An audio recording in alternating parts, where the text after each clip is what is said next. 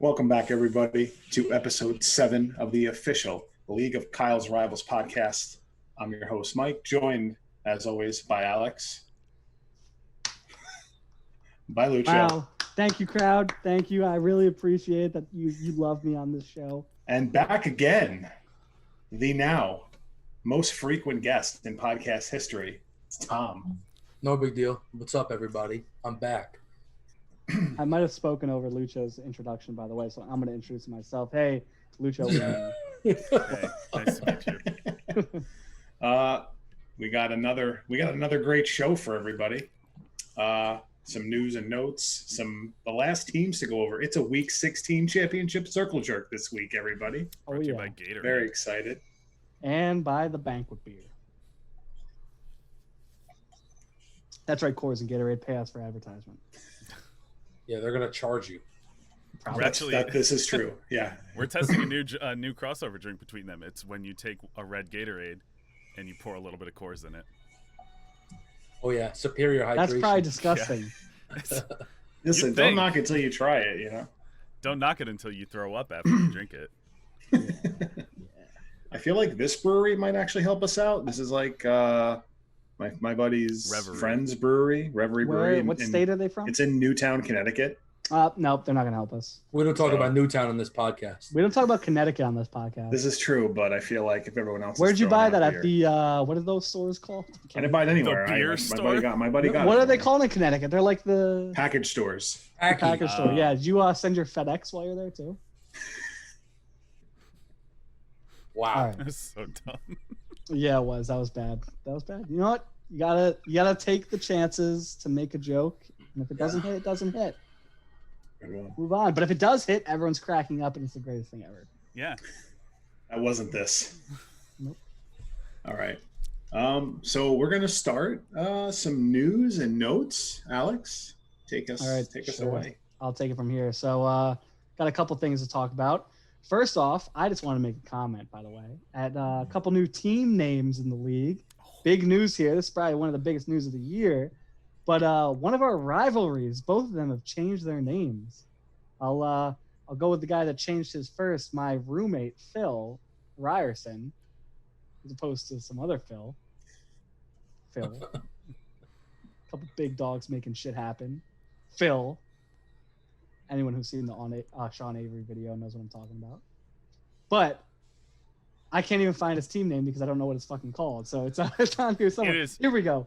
He changed his team name from Thom PayPal Dongle Moose to Thom Poo Poo Duplex Mouse. Disrespect.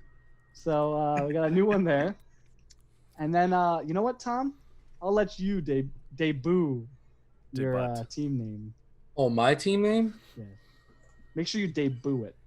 All right. Well, look, looks like I already forgot it. So,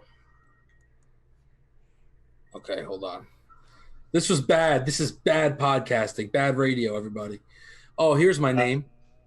It used to be Phil is my rival. Team Phil is my rival. Now it's straight to the point. Straight to the point. I wanted everybody to know who my rival was. This year, since everyone already knows who my rival is, my team name is Phil Ryerson Autonomous Zone. In parentheses, Fraz. And Ryerson spelled Ryerson. And like of course, still featuring the masterful Phil of the Future picture. That's not going anywhere. No. That'd be tough. But dude, I was with him. I was with him when we thought of the name. Fraz just sounds too good. Hey, you're playing Fraz. Yeah, so it is what it is. I mean, Phil started this war against me. He did. And I'm going to end it. I don't know about that one, but we got an arms race going. There's already been escalation between you and Phil. Whoever wins the championship first, that's going to be a big day. Yeah, it's huge. Oh. That's huge. What if that's the championship matchup? Oh. Wow, you can't write this stuff. The WWE could write this stuff. They do it. They would do a shitty job of it. The W. All right, well, team names, whatever. Okay, that was big news. However, I do have some actual league-specific news I wanted to bring up. Mm-hmm.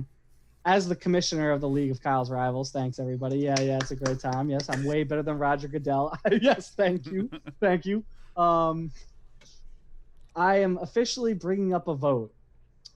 You guys do not need to answer this. I'm just announcing the vote is coming. Abstain. That I am going to ask people, would you like an additional flex spot in the starting lineup? So not a super flex, just a normal flex. Currently, we have one QB, 2 running backs, 3 wide receivers, 1 tight end, 1 super flex, and 1 regular flex. So I'm calling for 2 regular flex spots now, and I'll have that vote. I guess on Facebook, GroupMe, anywhere where I'm going to be able to get an answer from every person, and I'll let it. Will this take effect this year or next year? So I was talking to Tom about this actually before the podcast, since we went out to AJ's Cafe, greatest place in the world. There's some free advertisement as well. You better tell Dan to click on this video. Who's Dan? I will, man. Who is Dan? That's not good. But I was going to first bring up timing excluded. Are you in for an extra flex spot? Yes or no? So I'll do that poll, do that answer, whatever. I want probably a 2/3 majority for that, if not 100%. But the couple people that might say no, we might be able to convince them. But then after that, as long as we get a yes, if we get a no, then it's just dead. If we get a yes, then I'll bring up the timing. I'll be like, do you want it this year? Do you want it in 2021? Do you want it further than 2021? Personally, I think we could still do it this year. But I understand if people think, all right, it's already the middle of June. I've been planning not to have this extra starting roster spot. I don't think we should do this year. And I completely understand that. I just I do want that idea out there. I think an extra flex spot to make it 10 starting lineup spots would make the league more competitive. I think it Isn't would 10 spots standard when So- you count in when other leagues have like a kicker and a defense? So Yeah. yes. But when you take most dynasty leagues don't have kicker defense now. At least most of them have kicker. I know that. But Because they're smart. well, yeah. But the more and more I do research, and the more and more I listen to podcasts and read other people's tweets and things like that, the more and more I find out that people have tons of flex spots. Like they might even get rid of starting roster spots. Like instead of having 3 wide receivers, you have 1 wide receiver, 1 running back, and then have like 5 flex spots. Which I don't want to do that, but I do think the extra roster spots would make it better. I think that makes it more incentive to, instead of trying to just go all out and get all these studs on your lineup, like we kind of spoke on another podcast, studs versus depth. I think it forces you to go a little more into depth, forces you to make a little more moves, and forces you to think about another guy in your lineup, whereas opposed you weren't. So I think the competitiveness increases with that. And I was just curious, since I'm bringing this up, what you guys think. I think it allows for more flexibility and creativity in how you build your team. A flex allows for more flex. Oh, Slot man will play in the slot. More at 11. Bruce. I watch out think for I don't know. Jeff. I just I think, and it's not me like voting no or anything, but I think having less starting spots makes your lineup decision tougher. I think there's more. I think you need more research. I think you need more tough decisions. Yeah. Whereas if you have an extra flex spot, I think you're like, all right, well, it doesn't matter because Well, I can I just get start that. them anyway. I get that it makes the start-sit decisions tougher, but I think the actual team building gets tougher with the extra thing, which will therefore make more trading happen in the league, Yeah. make more waiver claims happen in the league, which Right. which honestly I think that's the better part of the league. The Yeah. trading, the moves, all that kind of stuff Mhm. is what makes the league better than actual start-sit decisions. I would actually say. Oh, sorry. Go ahead. go ahead. No, go. I was gonna say just that start-sit decisions. Like honestly, I'm not a proponent for a best ball league, but I get the idea of best ball and why people like it. I'm not the biggest fan of sit decisions either. I can't say that. I was gonna say the exact same thing. The start sit, in my mind, is like the second biggest source of luck, Yeah, I agree. as opposed to like skill and research and just Sure. Yeah. whatever you want to do. So that's First is obviously injuries. yeah. So that's why I want more thought going into team building. I think it would be a good idea. True. I mean, again, when you have 28 spots, you have to wheel and deal. Like there's no Mhm. sit back Yeah. and all right, I can wait for my waiver claim eventually. And I mean, to kind of go back, I wouldn't understand. I'm glad nobody seems to be for getting rid of like positions, because that seems No, stupid I to don't me want to not know. like, it comes down to decisions like someone like Lucho's team, where you have how many like depth wide receiver guys on your roster. Like it wouldn't be fair if you could start, 6 of them or something. I at the same time get the idea of having a bunch of flex spots because it allows for different strategies. It allows for different ways to build your team. True. Because you have a team like Skylar's that we were talking about last week, where he suddenly gets more flexibility in building his team more around the strong running back core he has. That he has the opportunity to get more value out of that because he has. But going back to sudden another one can start. Yeah, going back to my point of how I want more trading, how I want more waiver moves, I think having the designated positions forces people to make trades they normally wouldn't make if you had all flex spots. Whereas Lucho, you have 11 wide receivers that are valuable. I won't say, like me and Tom were talking about it, I probably like more of your wide receivers than Tom does. But you have 11 wide receivers that are valuable. At least you could do something with them, whether it's starting them or whether it's trading them. Now, that doesn't help that much when you're only starting 3 wide receivers, at most 4, well, at most 5 wide receivers with super flex, and then I guess 6 if you add another flex spot. But you still have. But I'm still losing out on equity at the other. You're missing out on the potential points coming in from a running back position, coming in from a quarterback position, wherever Mainly that might end up being. That might be a weak spot, and I think forcing specific positions also lets there be more activity in the league, which is the sole purposes. More activity, I think, makes the league more fun. It makes more talking points. Obviously, in our podcast, they'll have more to talk about, but I don't even care about the podcast. I just mean general league discussion. That's the real reason. Yeah, the podcast. I'm just trying to boost our ratings. More content. Trying to boost our ratings. You're welcome, guys. Oh. So, yeah, Tom, I know you and me talked about it, Tom, but do you have anything extra to Yeah, I mean, I think there's positives and negatives for – like it could swing both ways. I feel like I'm not opposed to it. I'd rather have something like that than have like a 2 tight end set or another format that like a tight end premium type of thing. Something like that. I'd rather have just another flex spot. Now we floated. I don't think it was on the podcast we talked about this. We floated having tight end premium. I know we did talk about on the podcast floating tight end premium, floating a way to make tight ends more valuable. It was spitballing ideas to make tight ends less worthless. I talked to some people separately outside the podcast, including I know Phil I talked to because he's here, about doing that. And I think we got to the point where we're like, okay, well, these teams would agree probably.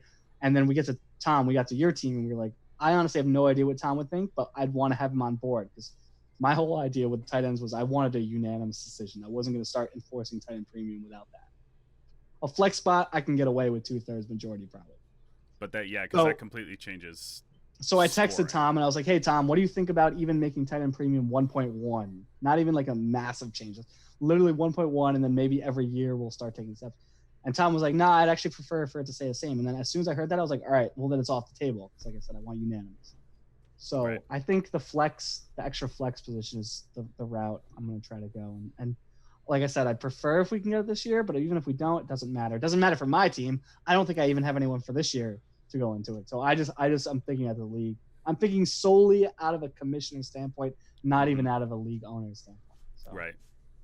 Well, an extra flex spot. Not that I'm looking to trade any top guys right away, but if I was going to float it, it's easy. Like if I was going to float one of my top guys out just for the sake of getting high value, okay, cool. I'm pulling that guy back because I can start it. Yeah, Mike, say you had tons of depth. I could be like, hey, Mike, you want DeAndre Hopkins? And you're like, oh, yeah, of course I'm interested in DeAndre Hopkins. And I'll be like, all right, well, I want Calvin Ridley back, and I want, assuming Dalvin Cook holds out, and I want Madison or something. Obviously, that's not a fair trade. That's just what came in my head. But now, if Dalvin Cook holds out, I have Calvin Ridley in my starting roster, and Madison hits into a flex spot. Right. Whereas before, I would have had DeAndre Hopkins and, Deontay Johnson, who I love Deontay Johnson, but I'm not. But you would as much as I love Deontay Johnson, I'm not expecting him to be a starting position for me. That suddenly adds a new layer to those 2 for 3 for 1 packages aren't just okay, I'm putting all these spare parts together to try and bring this value up. Exactly. You're legitimately going to be okay, now I have depth that it also gets rid of some of these bullshit offers that people send where they're just sending a million trash pieces to try to get one guy, Yeah. Obviously it will still happen, but it makes people less likely to do something like that. I heard that there was some chuckle fuck that was trying to trade Devin Singletary and Brandon Cooks for top. Who would do that? Nobody. All right. Well, like I said, I'm gonna bring it to the vote. Lebowski is crying at my door. Of course he is. Probably But hungry. I'm gonna bring it to a Probably vote. I might throw something on Facebook. I might throw something in Yeah. Group Me.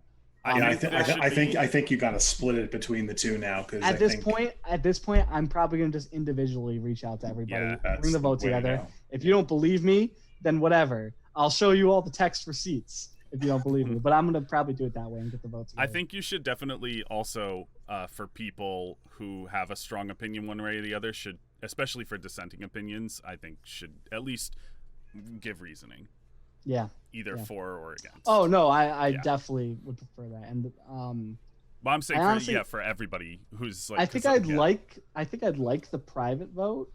And if Mhm. we get somewhere near, so say I want 2/3. If we get somewhere near 2/3, I might call out a couple of people and be like, hey, can you share your opinion? I know you were for. Can you share your opinion for? And then say, maybe Mike, you're going to share your opinion for. Tom, maybe you were against it. Tom, can you share your opinion against it?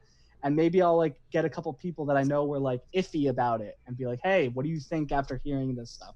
Or maybe we'll talk about it on a podcast. I'll bring on the people that were for and against it, you know? And I think wanting 2/3 was that eight out of the 12 people Oh, to say, She attacked me last time I saw her. He's a jerk. I think, and it's like, it's not to name names or say people like aren't like, but I think Anthony. 8 people. I'm kidding. I know Anthony's not there- listening to this, so I can say that. Yeah. he's been I just listening think, recently. Oh, all right. well, Yeah. but My Anthony's more, apologies. but I think Mr. Anthony, Moscalzo. and regardless of our opinions on Anthony's team, I think he's still more active and at least does more research than others Oh. in the league. So Yeah. it's not even him that I'm saying this about. I think some people's opinions. So Nick, because we know Wait. Nick's not listening. Oh, that's true. Yeah, you're right. He did say this podcast was stupid, and that. Yeah, he did. So yeah, Nick's opinion on this means 0 to me. So that's why I think going with 2/3 is the way to Yeah. go. Because Nick's probably just not going to give an answer and just say, "I don't care." He probably will just go with whatever everyone else wants. That's just true. how, that's Which is normally part how of Nick the. as having some experience as like Which is also keeper league. That's kind of yeah. how he is. which is also better for a private vote in that sense Yeah. too, because you might get more. I know. accurate I want feelings. honest opinions. I really Yeah, for honest. stuff like this that's making a substantial change to the league format. I want some real honest opinions. Bro, he won't even know the difference if you put a new flex in there. Yeah. Oh, I have to click one more button. I don't want to do it. Oh, I don't remember this from last year. I guess I'll put one of my bum-ass players in it. So.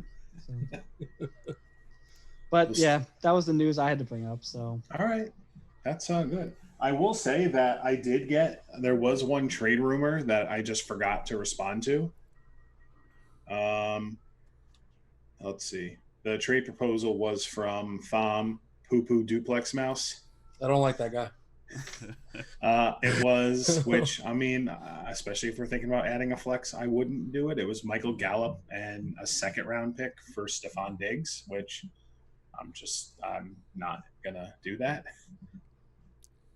I think I've said my opinions on Michael Gallup enough well, that I Phil don't is see- MIA, so I haven't gotten to talk to him recently. But Is he still from in what I have Westchester? talked to him, he's down in Westchester. Yeah, sure. Who knows? He could be dead. I hope he's not, because then we have to delete this podcast because I don't want to be that insensitive for that. But and Lebowski's crying like he knows that I just said Phil's dead. Who's gonna feed me now?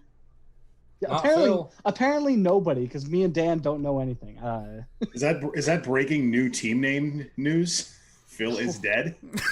Oh, maybe. Oh, But based on previous talks with Phil, not even Phil specific, just me and Phil talking about the league and maybe some of the trades you were offering in general, Mike. Based on that, I think that's more of I know he was trying to offer Stephon Diggs, so let me see how low he's willing to go. Not like, you still value Diggs probably more than that, you know? Yeah.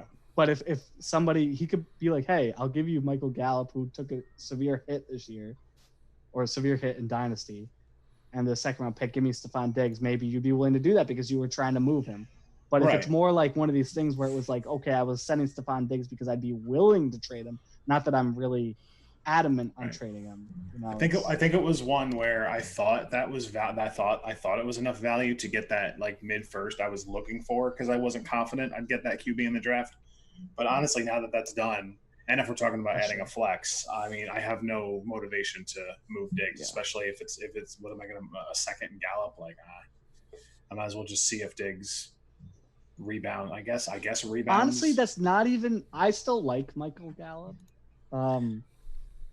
Luch, I know we talked about this too, and you as a Cowboys fan would be easier to bring into this. I still like Michael Gallup. I don't think that's the worst trade ever, but I still wouldn't do it. It's not the worst trade ever, but it's not one. Like, I think that's actually a decent offer. To be It's honest. close. Yeah. I think it's a good deal for Mike.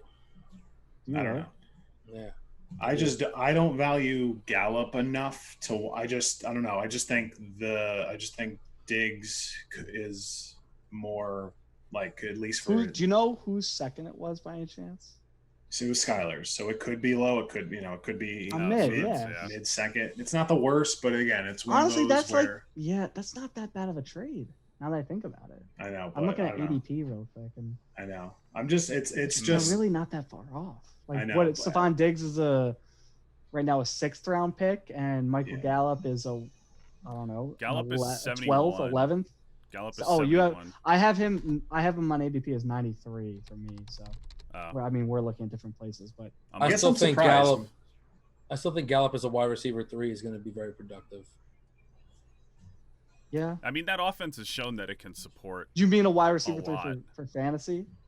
No, for the for the Cowboys. Okay, so what do you think he ends up being in fantasy? A 3 or 4. And then what do you I think think. Diggs is? I think Diggs would end up being a 2. A 2.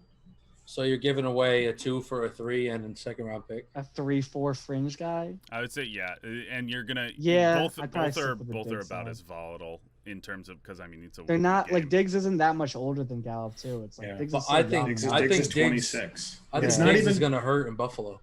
I don't know, well, man. I just think I can see because John Brown did so well, and he's still out like He's an still outside. there, He though. was. I know he's still there, but I don't know, man. I think again, and maybe I'm reading it wrong, but I just think the potential for Gallup to kind of I know Dallas lost. I don't think you're reading it wrong. I agree with your assessment. I think it's closer than you do.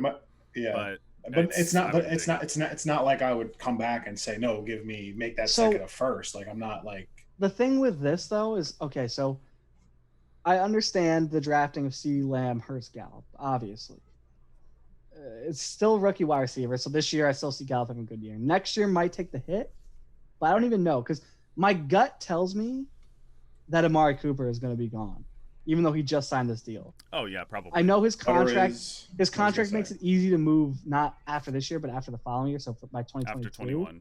Yeah. But if Michael Gallup is killing it, they'll find a way to move him. They'll trade him, and someone will take salary to get a guy like Amari Cooper. He was having massive interest right when there was the signs that he might not re-sign with them. I know Denver was looking at that before. I don't know. And It's. obviously I they mean, drafted Jerry I don't know. Jeudy, so they really probably were. They're very similar wide receivers. They were definitely looking at him. Like maybe it's one I need to sleep on a little bit because I mean he really didn't have a bad year. 66 catches, 1,100 yards, and 6 touchdowns. Yeah. I mean, like I said, I probably still wouldn't do it. Right. Like But that's it's where it's close. tough, and it's That's honestly that's a real good starting point. yeah, for sure. So. It's one of the. I think maybe it's like maybe if he had like some more. If he didn't trade those picks for Beckham, maybe there'd be something to add. But I know He still has some stuff there. I know he does. It's I don't know. It's something to look at, but again, it's I say it, but I already made a trade. But it's one of those like it's June. Like, do I start flipping dudes? It's funny you mentioned counting stats, Mike, because for like an hour today, I was downloading data from PFR and like putting it and like airyards.com and putting it through regression analysis because I wanted to see what was correlating with like PPR success and stuff like that. And a really good one is somebody just texted me trying to get me to play Rocket League. I finally deleted it off my PlayStation really- about a week ago. Wow, A what really year good is one it? is it's 2012. 2013. A really good one is the market share of air yards that you're getting from your team. Gallup maxed out last year, most in his career, at 28%, whereas Diggs in a down year hit 41%, which is about like between when he was rising and I think it was like a year ago, 2 years That's a ago. down year. Yeah, That's his market share, and like I mean, Still, no. I nobody get it, else but is getting downfield targets there really.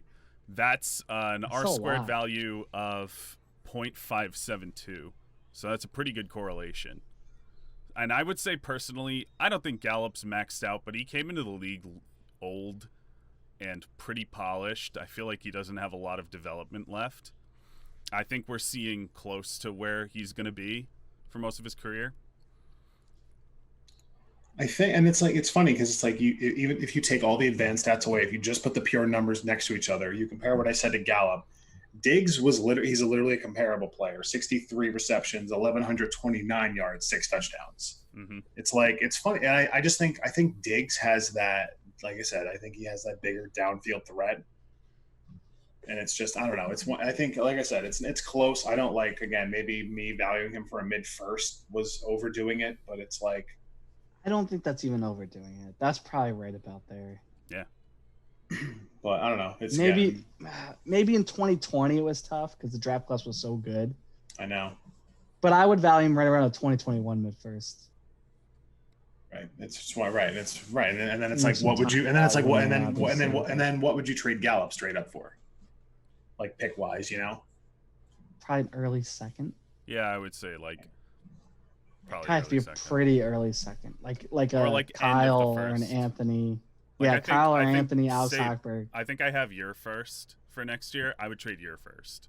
Well, that's what I was gonna say. I have Anthony second. I would trade Yeah. Anthony second. Although now that I'm thinking about it, I think I would trade Anthony second easily. So yeah, maybe a late first. Yeah. And then Stiggs is more of a mid first.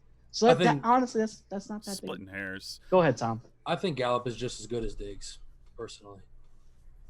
And if you really feel that, I mean, you're gonna want to go with Gallup, like you said, because Yeah. you're getting the age Well, age you- value you- difference.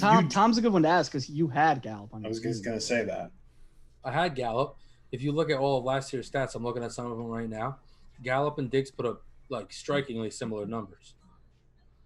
So It's funny because I feel like you wouldn't think it, but and then you have Gallup to did and better then- than most people realize. I think so too, but that's right. But also, I don't know. You figure like what I feel like we talked about. Did Dallas lose a decent amount of targets, or were they? They did. They did. No, they really did. Yeah. Between Cobb and Witten. Yeah. Mm. And you know, some of them are going to go to a lot of them are going to go to Lamb, especially or like split between Lamb and Cooper. He's still whoever's in this. the That's what I'm slot. saying. Still this year, I wouldn't be Some are surprised going if to that go was to good because Jarwin. And Lamb still a listen, wide receiver. How much? and what can if? they And do? again, what if Lamb is just? What if he's just the next Corey Davis or something? Oh yeah, Like I don't. That's That'd be always tough. possible. I know, That'd be I know, tough. but it's like Yeah. it should happen. what if he's like, and, it's no, always and there. all of a sudden, what if he's the next Odell Beckham? You know, like Right. that's the thing. You could put on the other thing, Right. and then all of a sudden he you could just trade him kills it. for over a here. couple first. I think I think the only thing is there's so much there's just so many moves in football. It's like if they say okay, see you, Amari Cooper, and now you have Lamb and Gallup as 1-2. As much as I love Josh Allen, I think Dak is still better Yeah. as Yes. like as an NFL still quarterback. So I think feel like Diggs- if that's your quarterback, I still think Diggs going to Buffalo. Okay, there's no Adam Thielen, but I still think it's a downgrade because Kirk Cousins is one of the most accurate quarterbacks in the league, and you Yeah. went from one of the most to one of the least most Yeah. accurate. I know it's Like Josh it's Allen, yes, tough. you're great for fantasy. You fucking suck as a passer. Yes. what's Agreed. Diggs' cold weather stats? Anyone know? Yeah, he plays That's in a the good dome question. all He day. plays in the dome. Yeah, he plays in a dome. That's a good point. Good question. That's actually a good point. I used to Ha- be pretty into weather mean, stats. Or I mean, wide but like Because- the big one's always the Drew Brees stat. I He's was in the gonna dome say how because many of Drew games a Brees' year? outside stats, outside Yeah. Well, splits. of course, I'm a big into weather when it goes against In the my case weather. for fucking Drew I Brees. mean, was he play minimum 10 games in a dome a year? You know, Yeah. Mhm. something like that. 9 What at is least? Minimum because he has 8 at home and he has 2 in Atlanta. 2 in Atlanta and then Same thing with Well, one in Atlanta. Oh, Oh, one in no, Atlanta. yeah. Yeah, So sorry. minimum, right? Minimum, minimum 9 9 in a dome. and most likely you're gonna play a couple more. But Yeah, and then he's playing Carolina and Tampa, all nice weather. yeah, that's true. especially Except for when that hurricane hit Tampa whoops. Oops. and they just rescheduled so they point- bye week. point- Well, to good think thing there's a about. ship in their stadium. What are you gonna do? Fire You're the gonna cannons. Fight, yeah, you're gonna fight the hurricane. Point to think about, and then I think we'll let this simmer. Have we ever seen Michael Gallup and Stephon Diggs in the same room together? Whoa. Have the Cowboys ever played the Vikings? I will say the Cowboys Think always play about it. The Cowboys always play at 4. The Vikings always play at 1. It's possible. Or Sunday night.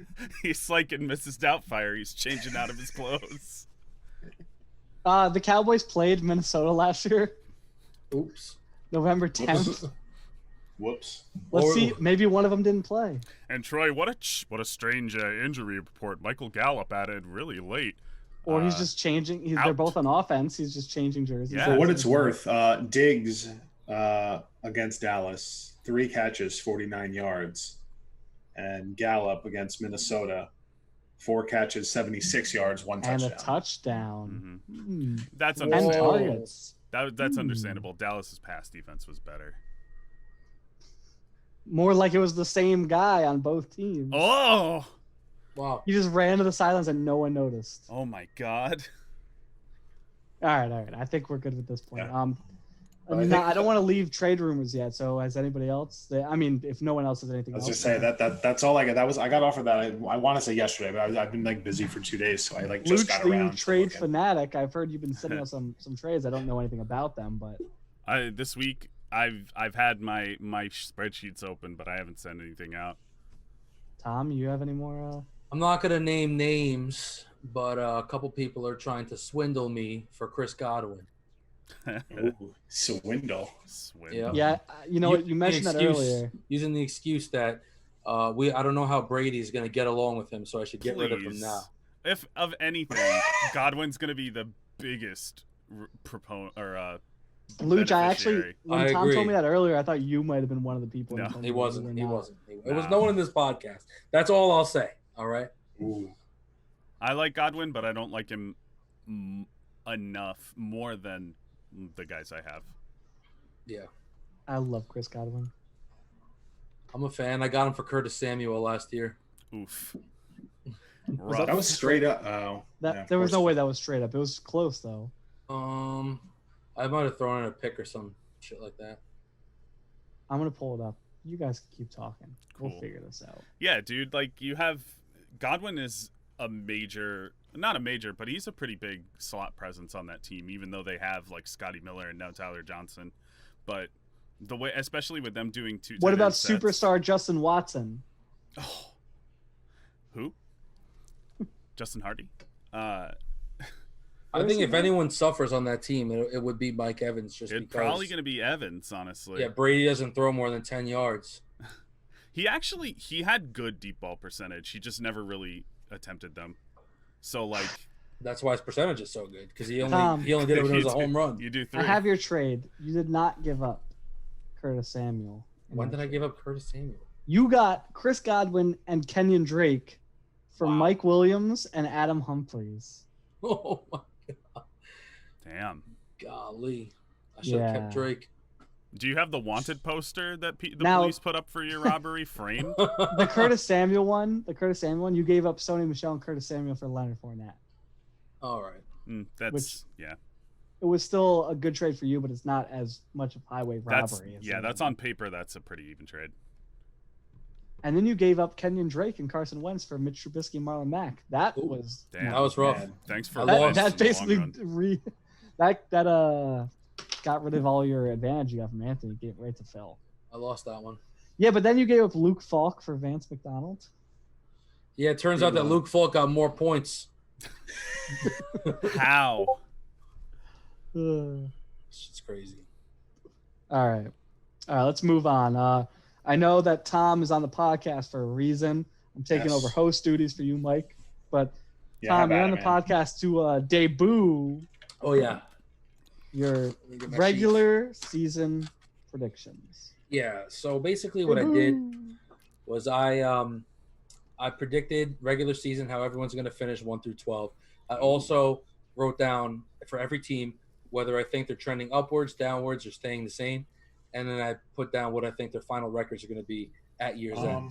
Can I Now- say you're trending upward? Is that compared to last year? Is that like sort of a dynasty ranking or what is It's compared to where they were last year. okay? Okay. Now, before you go on, Tom, I do want to make note the reason why I like these rankings is because you have some experience making some rankings. One, we had our Madden League where you really made the power rankings all the time for those. I'll say rest in peace Madden League, even though it still exists. It's still technically going. Yeah, whatever. And you also have some experience in the Keeper League, as much as I hate to bring it up because I don't like to keep bringing it up. Yeah. But you do have some experience making kind of predictions in that league as well. So I trust when you have a list here. I'm a prediction guy. It's not Tom's number one. Everyone else is 12. Yeah, no, some honest opinions here, and it actually ends up being some pretty good material. So can I say, are you going to start from the bottom? Start from the bottom. Yeah, I'm gonna start from the bottom. Okay. I'll start from the bottom. I'll do the team, whether I think what the record's gonna be, and the trending upwards, downwards, or whatever. All right. So let's do this. At 12, I have Kyle,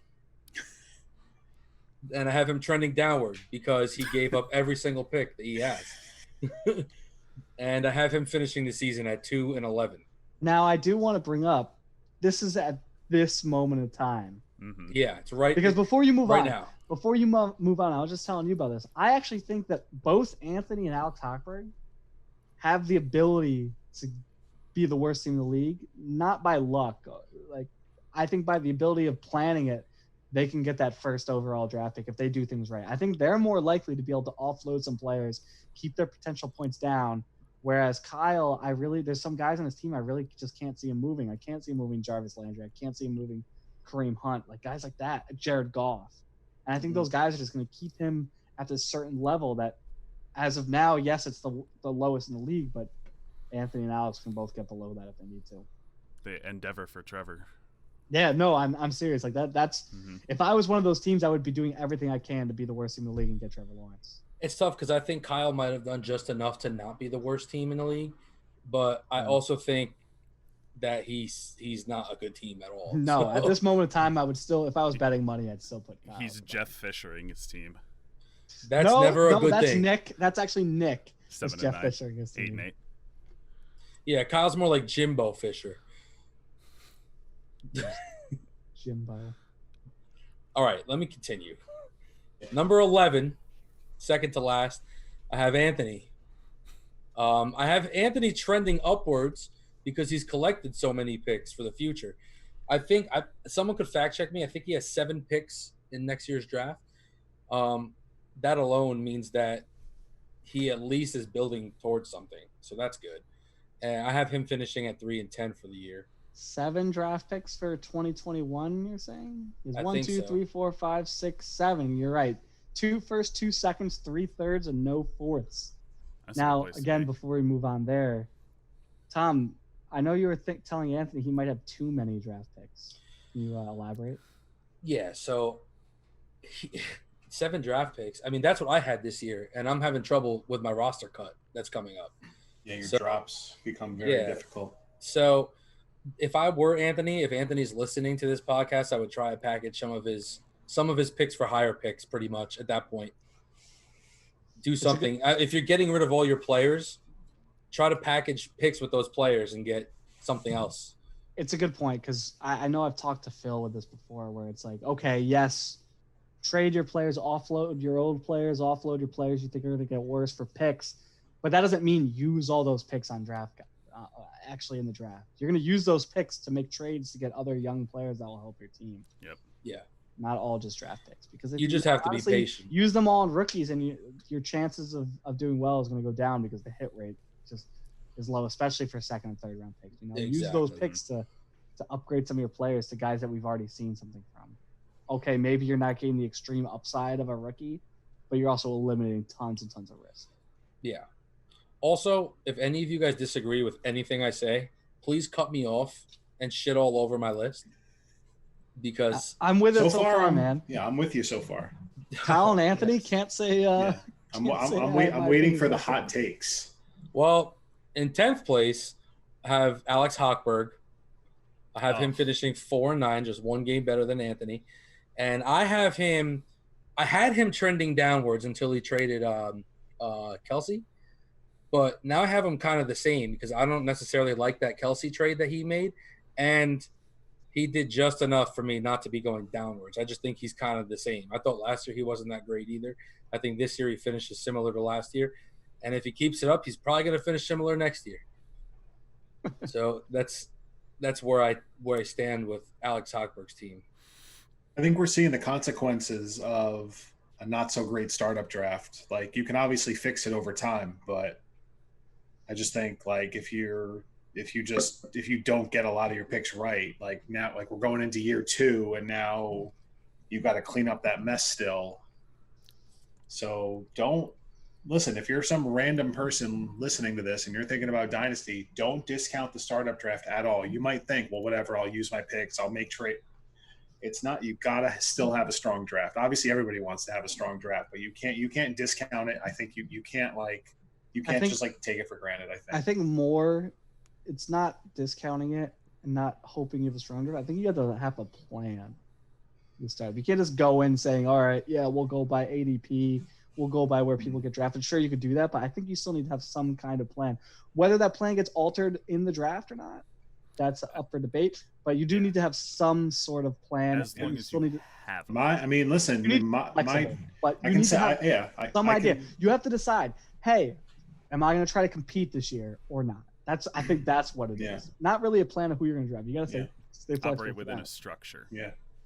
But you can't all of a sudden decide, hey, I'm gonna try to compete this year, and then all of a sudden now you're drafting all these young guys that aren't gonna make much of a difference. And all of a sudden you're gonna mess it up by drafting some old guys, and you're gonna be stuck in the middle. You need to have a plan one way or the other, whether you're gonna go compete or whether maybe you're gonna trade down in the startup draft and try to build your roster for years to come. Well, my recommendation for anyone watching that is gonna be doing a dynasty startup will be to watch and take part in a lot of dynasty mock drafts, not only to carry out your plans and see what you want to do, but watch what everyone else does too, because you'll learn a lot from what other people do. You'll learn their mistakes. You'll learn things that they do right. You know, it's just, to me, that's very important. Well, when we look at some of these teams in our league, the ones that didn't do that well in the startup, I'm going to say are Kyle, Anthony, and probably Phil were probably the 3 worst. And all those guys weren't in the keeper league that we were in. So all the rest of us had experience knowing how each other play, you know, whether it might be limited experience, but we did have some sort of experience. Knowing I was just going to say, if you're going into some random league, you're really going in dark. But I think for most of us, we knew how each other.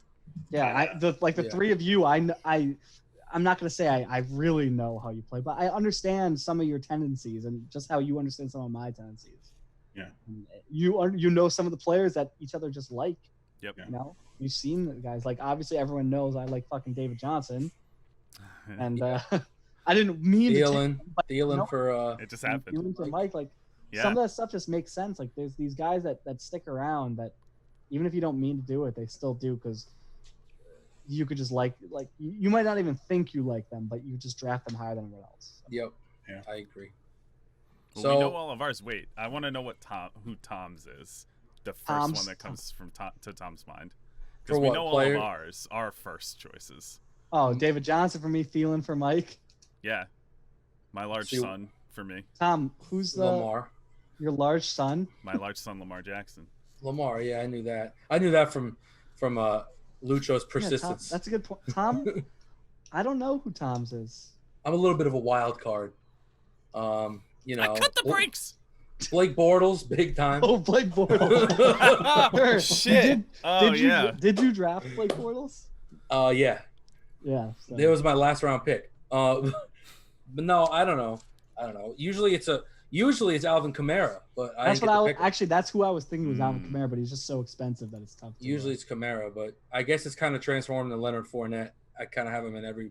That's true. It is. That Fournette. makes sense. Yeah. Yeah. The dude's bins. Well, he is bins. So. So, anyway, let's move on to number 9 in the league. Number 9, I have Nick. Okay. I have him trending double downward. And I have him at 5 and 8. The reason why I have him trending downward is because he doesn't pay attention. Double downward is because he doesn't pay attention to his team, number 1. Number 2, that's big. His team structure to me is off. You know, the whole time we were talking about, we were kind of discussing pre-podcast about formats of the league, and certain leagues like to take away position players and just kind of let you fill your roster as is. Nick would thrive that way and is horrible with the position by position, in my opinion. I think he's good on running backs and horrible everywhere else. He is kind of all over the place, it seems like, this roster. It's just a weird roster. It doesn't make much sense to me. He is that roster. If there's one injury, he's going to lose a lot of games.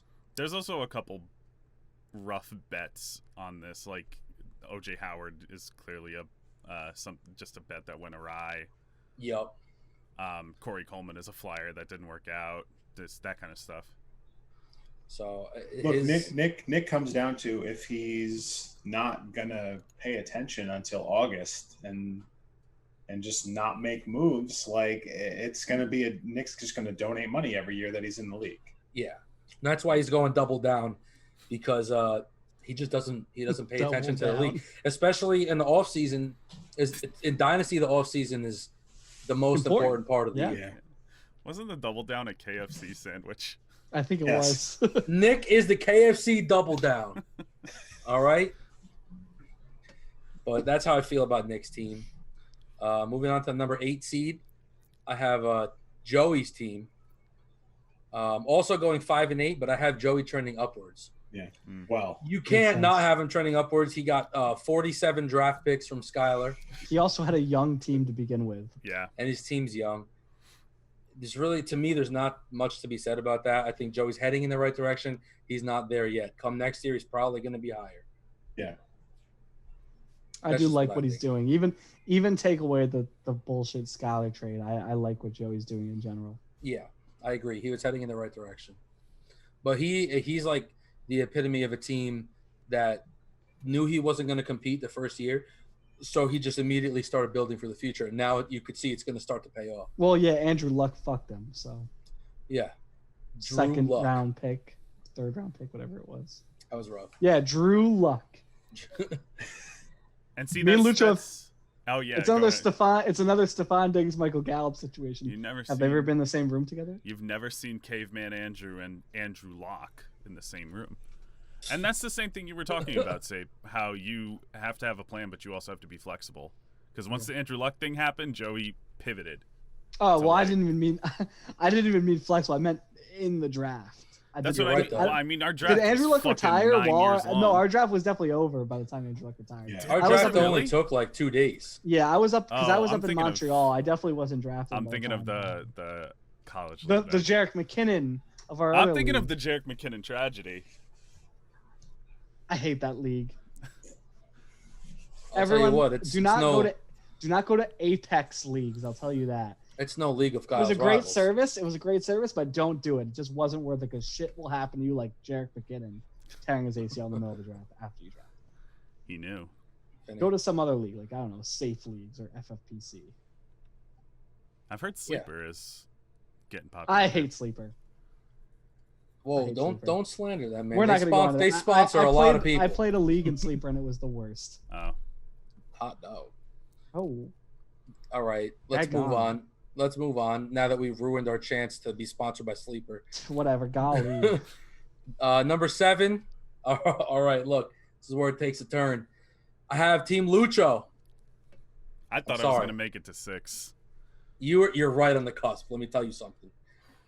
I have you going 6 and 7, but that could easily be flipped to 7 and 6.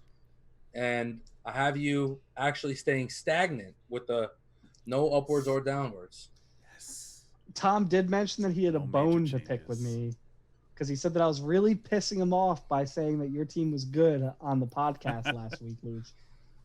Well, it's not like your team's bad. I was just looking at it, and I was like, I don't see the top Tom, 4 potential. I got my mouse cursor hovering over the stop record button right now. A few moments later. All right, we're back from commercial. Thanks for sticking with us through the intermission commercial break. Thanks for hanging in there, folks. We know you've been on the edge of your seat as Tom's been going through his power rankings. Whoa. Previously on League of Kyle's Rivals podcast. You got to say it like the guy from Dragon Ball Z. Go ahead, Luch. Last time on Well, if we're- the dude, League of Kyle's Rivals. Well, if we're like Dragon Ball Z, it's going to take us like 30 episodes to get through Tom's 12. Bro, our episodes are already 2.5 hours long. Big time facts. In intermission, I did get some Stargazer ice cream from Stewart's. Shout out Stewart's to is a advertising New York so thing. good. It's a New York thing for all of our foreign to New York viewers. Alex Hochberg. It's like Wawa's everywhere else. Yeah. So when we left off, Tom got his 12 through 7 rankings. Big shock at number 7 to Lucho. Yeah. I'm so ready to let be me, mad. Let me just explain real quick why I put you at 7. I like your wide receivers. I really like your tight ends. I don't like your running backs. No offense. And no offense. I don't like your quarterbacks unless Cam Newton gets a starting job. It's huge. My team is so contingent on that. Yeah, it If is. Cam Newton gets a starting job, I immediately put you in the playoffs.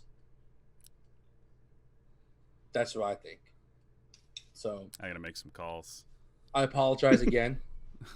But Bill, I We're need gonna- you to sign Cam. we're going to go ahead and move on to number 6 here. Number 6 is Skylar's team. I This is haven't. the- I'm sorry, I didn't mean to cut you off. This is the No, only go team ahead. I'm Yes, he upset did. He that- meant to cut This is you the only team I'm upset that I'm behind. I'm sorry, buddy. I had Lucho at 6 and 7. I have Skylar at 7 and 6. Those can easily be flipped, in my opinion. Again, contingent on that whole Cam situation. Oh, the ShopRite can sale? I have Skylar trending downwards because he gave up his entire future twice. So I can't imagine how you could be trending in an upwards direction when you have a running back that gets hurt all the time and you have a quarterback that also gets hurt all the time that's never played a snap in the NFL. Who's the running back that gets hurt all the time? Saquon Barkley. Oh, Yeah, He gets banged up because he is the entire Giants offense. and it's a lot of soft tissue injuries too. Lots of soft tissue. Can I say that I was just kind of tangent. I was shocked that he defended his startup draft trade. Like, I feel like in what world would you take Barkley over Zeke Elliott, Josh Jacobs, and Justin Herbert? And I was talking about this with Tom. I feel like you would argue, like, I feel like Zeke for Barkley straight up, you could argue making Really that can't. trade. you can't argue that.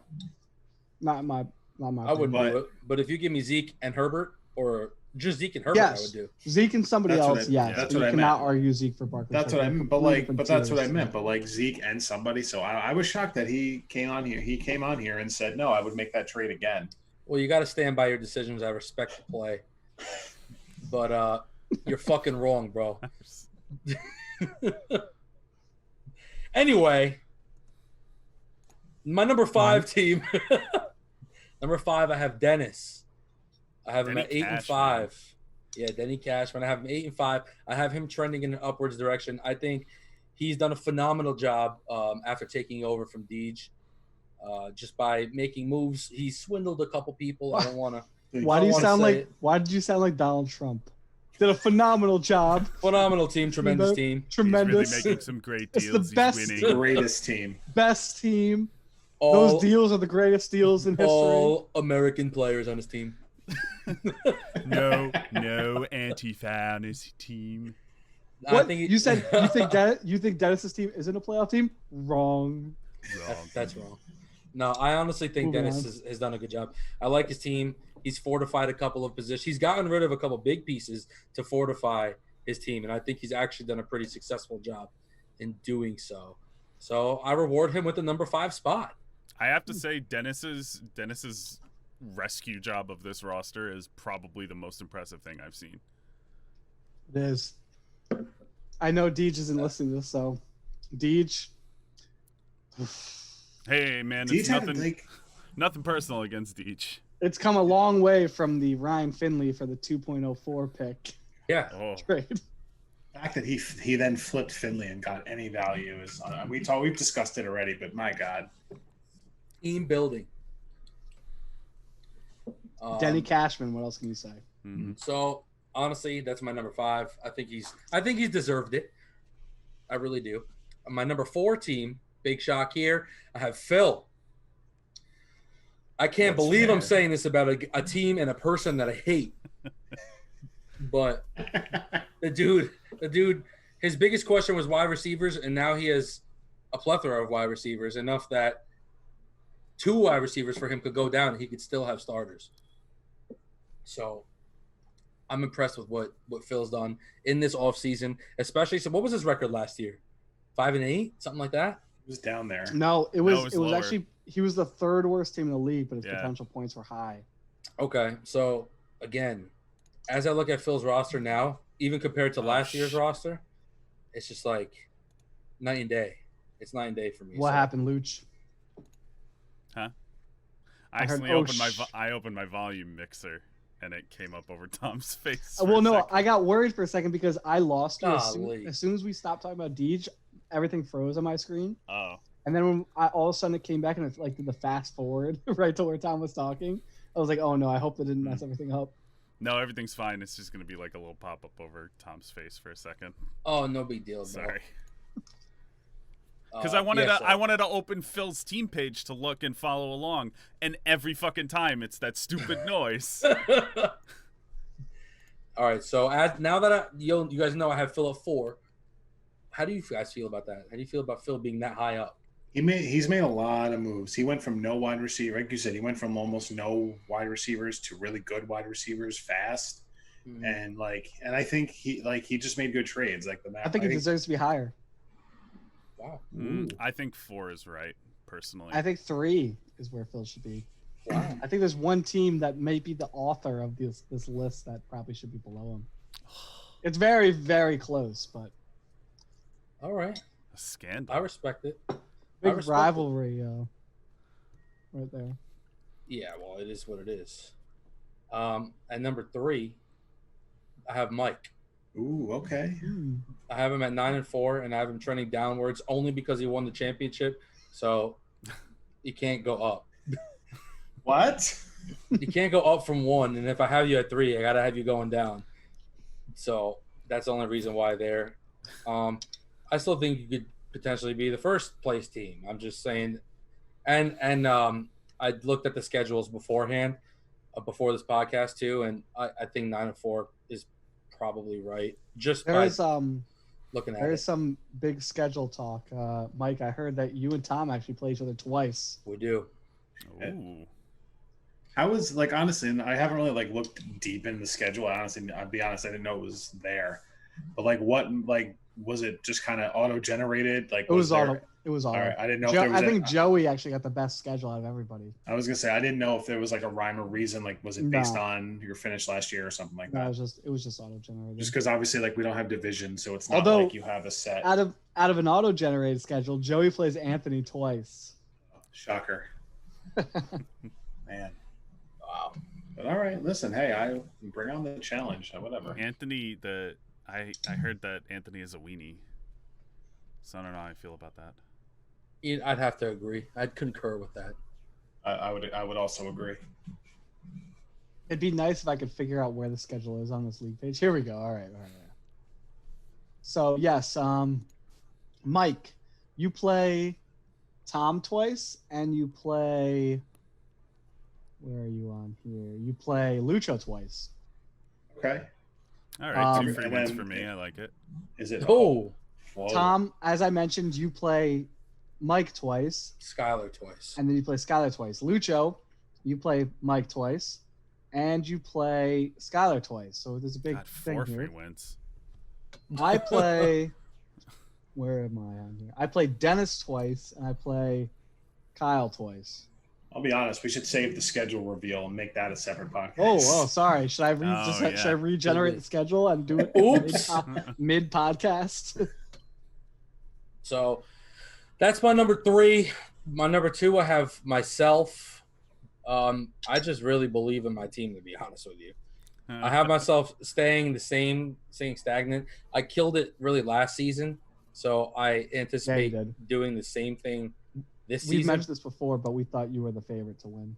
Yeah, I have myself at 10-3. There's also, I know that there's another move to be made on my end before the season or during the season. So judging that I get that move done, I just think that I mean, I don't know, man. Not many teams are going to be able to beat me. That's how I feel. Unless my tight ends suck, my quarterbacks get hurt, my running backs suck, and all 10 of my wide receivers go down. That's just how I feel. I have myself at 10-3. Again, I guess anyone can shit the bed. So, and then at number 1, that leaves one player, Alex. Have him at 11-2, staying the same, not trending upwards or downwards because I feel that he's the best team in the league, top to bottom. Look at the roster. His wide receivers alone could beat like 4 teams in this league. So it is what it is, man. And that's my predictions. I mean, I'm sure you guys have disagreements with that list, but I'm also sure that you have a few agreements with that list. I'm going to say I brought up the Fantasy Pros 2020 rankings. Yeah, fuck them. And I actually agree with these pretty much. So it has myself at 1 with a score of 100, Mike at 2 with a score of 98, which I like that. I think is very neck and neck. It has Phil 3rd, like I mentioned, with a score of 91, and then Tom has you 4th with a score of 86, and that's exactly how I like my 4. Then number 5 has Dennis, 85, which that's where we get into where I'm kind of iffy about, but I still like it. Joey's team at 6 or 84, which I disagree with completely. I think Lucho's team should be there. I think Lucho with a score of 84 is closer to that. 7, it has Nick at 79. Can't really disagree with that. 8 has Lucho at 78. Again, I think Joey's team should be closer down there, but I don't even know if he's there. Skylar 77. I would put him above Joey. Alex Hochberg. This is right where I put Joey at 9. Then Alex Hochberg at 73. Kyle at 69. Anthony at 63. I'd probably flip Kyle and Anthony. I'd put Kyle still at the bottom, but like I said, I still think Alex and Anthony, if they make the right moves, they have a better shot at getting. The odds are in their favor. Being on the morning. Yeah. I think my only disagreement with your rankings is I think Lucho's a better team than Skylar. Like we discussed, I think Skylar has good players, but I feel like one injury and he's really screwed. Whereas I think Lucho has more depth. But again, we have to prop up our hosts here. So I agree with that. You're kind of. It's essentially like splitting hairs when you're talking about 6, but maybe it's not 6 seed. Hey, 6 and 7 is a big difference. That's the area. Yeah, that's the difference of the whole spot. Right. That's in terms where of luck is going to swing it really hard. Yeah, like in terms, you're talking about one game flips it. Now, I know you didn't take this into account, Tom, so I can't fault you for this. But when I look at what the teams have to trade still, when we look at a team like Lucho is over here with, what is your team name called again? Dynasty? Shady Nasty. Lucho has a first, 3 seconds, 2 fourths next year, and then still has his first in 2022. Whereas a team like mine, I don't have any first round picks left, and I only have a second, third, fourth next year. So there's teams that have, and Tom, I know you're one of these teams too, that have more ammunition to make trades, to make moves, to make your team better at least sometime before the trade deadline, as opposed to Skylar's too, who doesn't even have a second round pick next year. Yeah, I really only took into account. Yeah, like I said, I know you didn't take that into account. Yeah, I like it though. Yeah, again, the deal breaker for Lucho for me was that Cam Newton's not signed. Even just that, I think like the area from like 5 to 9. That's all super contingent on just luck, the way the wind blows. So like it's all like it's all however you feel at that point. Like the top and the bottom are I completely agree with. Tom. Yeah. Your top 4 of me, you, Mike, and Phil. Do you think there's any chance that any of us miss the playoffs? I don't. Barring horrific injuries, obviously. Yeah, the reason why I had Phil at 4 is because if I had to pick any team that could miss the playoffs, I think it would be Phil. Which is fair. Gee, I wonder why you feel that way. Yeah, I wonder why I feel that way. Phil, come talk to me about it. Phil Ryerson, autonomous zone. No, that's just being non-biased. I know he's my rival, and I'm supposed to like hate him and everything like that. but he's done a really, really, really good job with his team from last year. Yeah. Lucho, make sure you edit this out of the podcast. No, this isn't going in. Tom, I need a like a little cut right now of you saying that Phil's team is trash, and I'll put it in. Okay, perfect. Yeah, Phil's team's fucking awful. He has nobody. His wide receivers are trash, and that's what he thinks is good. Running backs can't even run, no legs. I don't even know who he has at quarterback. That's how bad it is. Basically, Phil's probably the bottom team in his league. If there was a ranked 13, he'd be that. I hate him. Oof. Strong words. Hot takes, dude. Hot takes today. Yeah, it's my hot take special. So Hey, yeah, man, I like it because you'll bring our ratings up with one of our critical review people that Yeah. didn't send a review of the last episode. wow. Yeah, shocker. Yeah. I'm pissed. Dude, appreciate the power rankings. I mean, I hope you keep this up as like week by week. when Yeah, the season comes I'm the around. power rankings guy. Listen, Hey, man, the league page does power rankings by themselves. I'd like to have your power rankings side by side. thanks, man. And Yeah. and as we get more in depth with the season, I'm actually going to incorporate like statistics in the power rankings, not just my thoughts. More like your Madden rankings, right? Yeah, like I'll do statistics and then I'll kind of incorporate that as well with my Mm-hmm. thoughts, and that's how I'll conceive my power rankings. Like if I got on the week 1 schedule, but if all the playoff teams start 0-1, is there going to be madness? Like what? Like I'm excited. Yeah. So Well, something also that the league page doesn't take into account our power rankings are injuries. So you might have the power rankings, yes, at week 3, your team is first in power rankings. However, Holy say it's shit. my team and all of a sudden Mahomes tore his ACL, Joe Mixon tore his ACL, everyone on my team tore their ACLs. Tom will take that into account in his power Or- rankings. It was or- a horrible or, leg day accident. Yeah. Please or don't gets- everyone yeah. tear their ACL, knock on wood. Yeah, or gets coronavirus. Like 2 of my players have had and Yeah. had. Zeke Better is now. Now's Better the now. time. currently of Now's the the Rona. time to get it. Right. Who Right. else on your team has it? Antonio Gandy Golden had it, or I thought you're right. He did, and now he had Zeke it like has before the draft. Yeah, he had it before the draft. If I said Yeah. his name right, I think I mix up his last names every time. No, you said it got right. it. Yeah. I was just telling Tom, am I going to get a push notification on my phone every single time someone is test positive for COVID? Because I got one for Kareem Jackson, the safety for the Broncos. So I was like, Oh. I don't care. Bro, we don't, what are we? What I are we? like, no, I don't, not, that sounds bad. It's like, okay, yes. What are we? Yeah, but what are we? A bunch I of hope idiots you're that do healthy. I hope you IDP? do Come well. on. But I don't care for fantasy. Why am I getting the notification on my phone? I could just Yeah. look it up myself. IDP is whack. Is someone going to get a notification when I test positive for COVID? No. I mean, maybe we Unless- will. If I hope Kareem Jackson gets a notification when I test positive for coronavirus. Yeah, Kareem. But yeah, those are loved the power rankings. Looking forward to them when like we were actually playing games. Yeah, I'll continue I with see it. More. I want to see more of that. Yes. So now it's time we get into the week 16 championship week circle jerk time. All right, everyone. I guess that's gonna do it for this episode. This is why we also brought Tom in, Luch, so you weren't by yourself trying to. Yeah.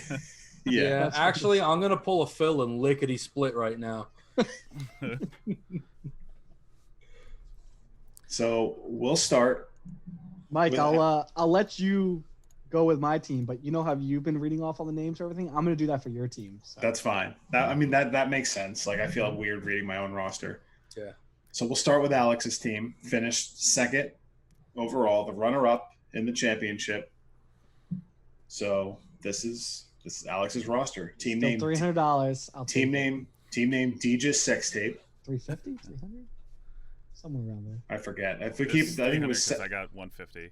I think it was 300. Yeah. Did we do? It was. I thought it was 750. 750, 300, and 150. Yeah. Okay, that was it. We might as well keep that this year. I mean, Oh yeah. I'm not I don't see any opposed. way of changing that. Yeah.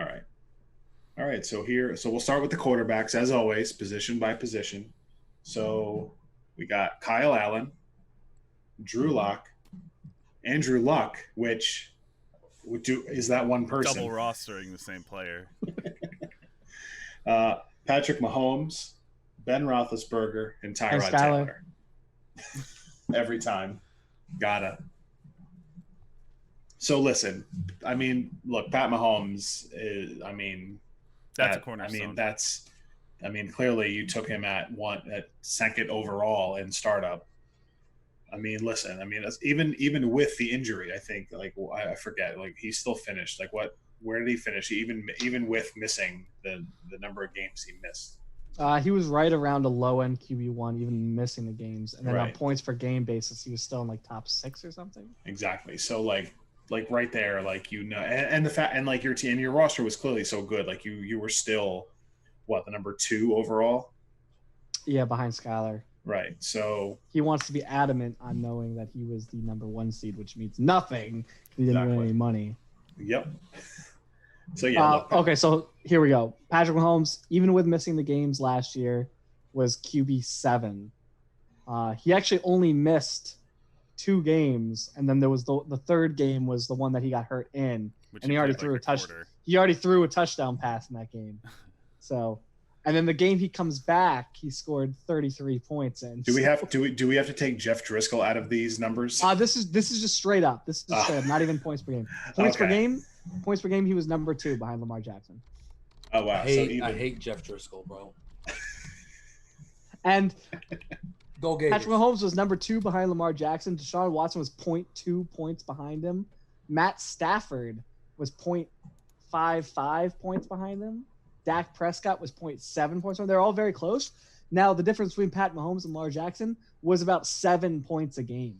So, just want to put that in perspective. What can rushing do for you? How good of a season Lamar Jackson had. Yeah.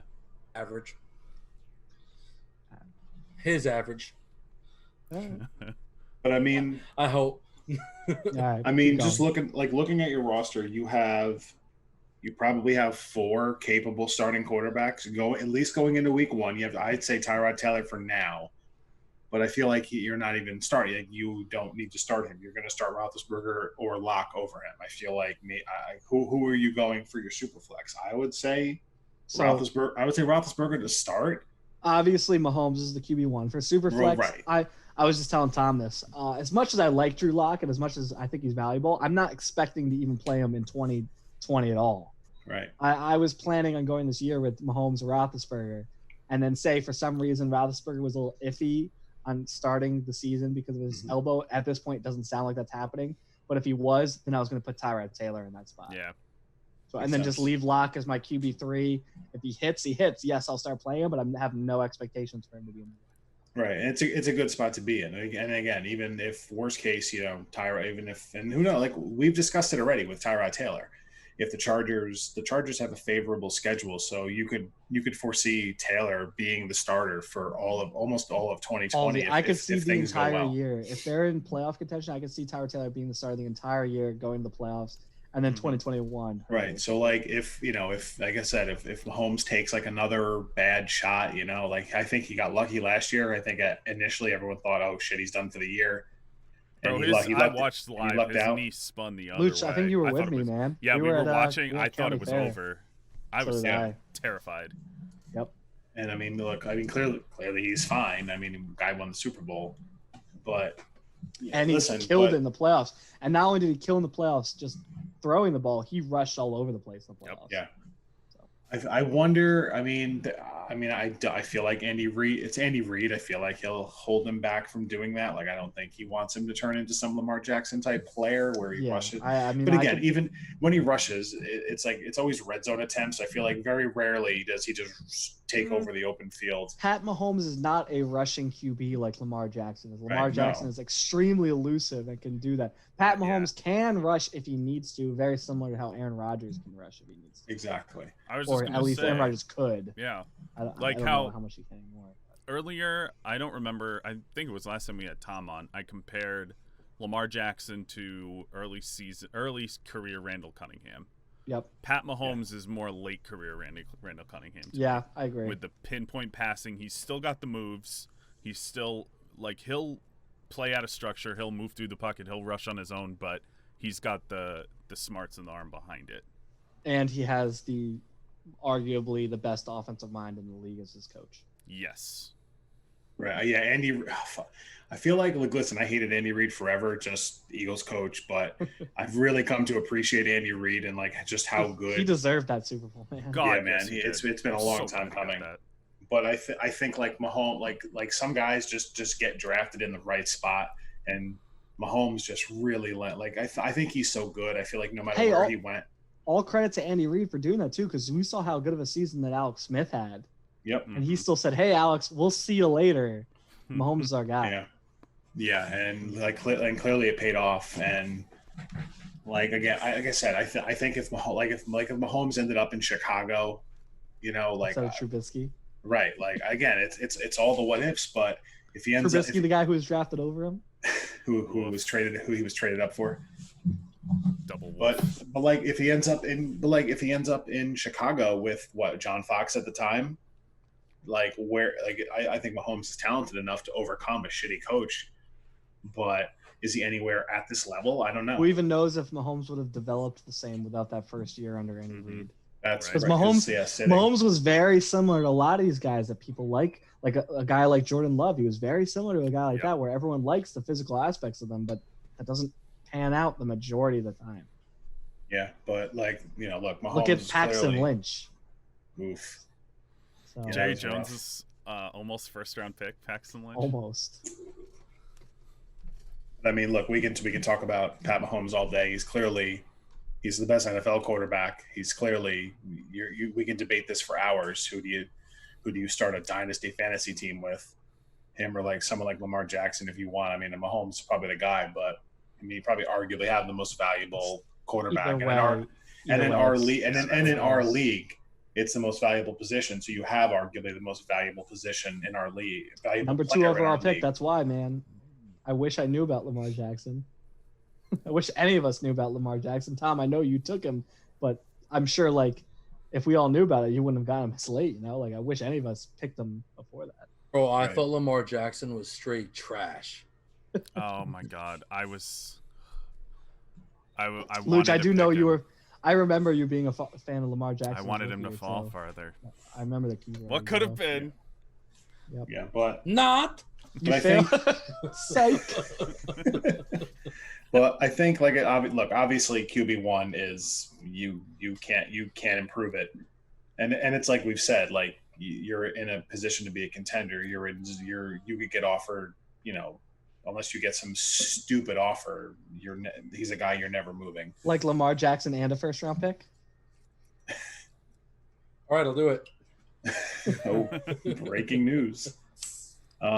And again, I think at Superflex you're fine. Even if you take Tyrod Taylor out, I think between Roethlisberger and Drew Lock, there's a lot there. And who knows about Dwayne Haskins? Is Kyle Allen sneak in? He knows the system already. Limited training camp might do something there.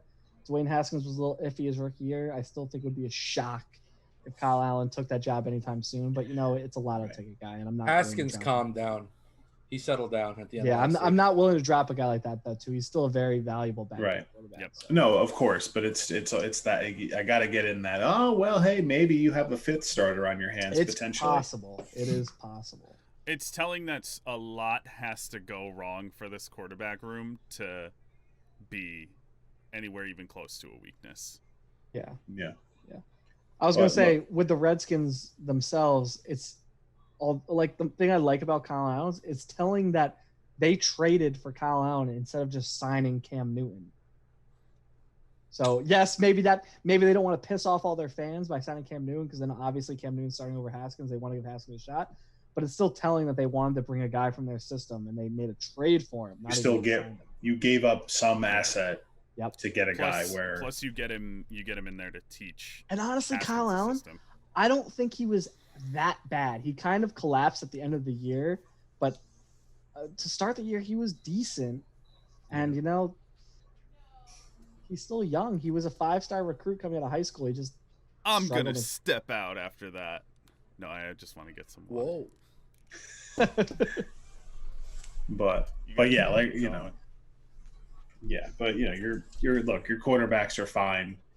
like I said, Mahomes. It is even honestly, even if you didn't have a super flex, I feel like you'd get by with if you get away with just Mahomes, and if you just had to deal with like his bye week or something like. It would suck. And just the fact, like just quickly glancing, like I don't listen to any of the projections on this website. I think none of them make sense. But the fact that they have Mahomes like projected at like 25.37 is still telling because I feel like they get nothing right, and they're not accurate with anybody. But just that number is like, oh yeah, okay, so Mahomes is that good, so it's fine. So on to your running backs. Since we get it, the quarterback one, the best quarterback. All right, Rodney Anderson. The guy I hate, Mike Boone, DJ Dallas, J.K. Dobbins, Chase Edmonds, Brian Hill, Mark Ingram, David Johnson, Joe Mixon, Boston Scott, and Travion Williams. A lot of Bengals in there. Joe Mixon holdout. There's some insurance. Oh yeah. Did you trade a 3rd and a 4th round pick for that insurance? No. Oh, because that's what someone did for the Bengals quarterbacks.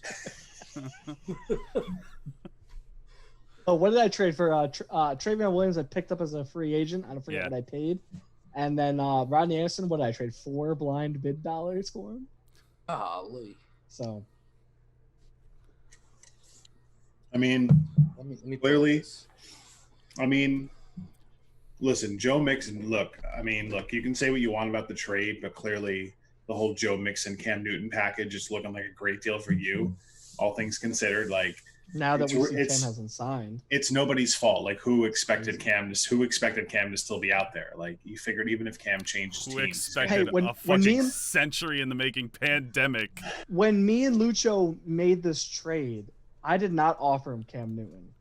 So I was offering Phillip Rivers and some other stuff, and it turned into Cam Newton there. But when he said Cam Newton, I was so hesitant on it. Right. I remember even posting the league page. I was like upset that I was trading Cam Newton. I was like, I really don't want to do this. Right.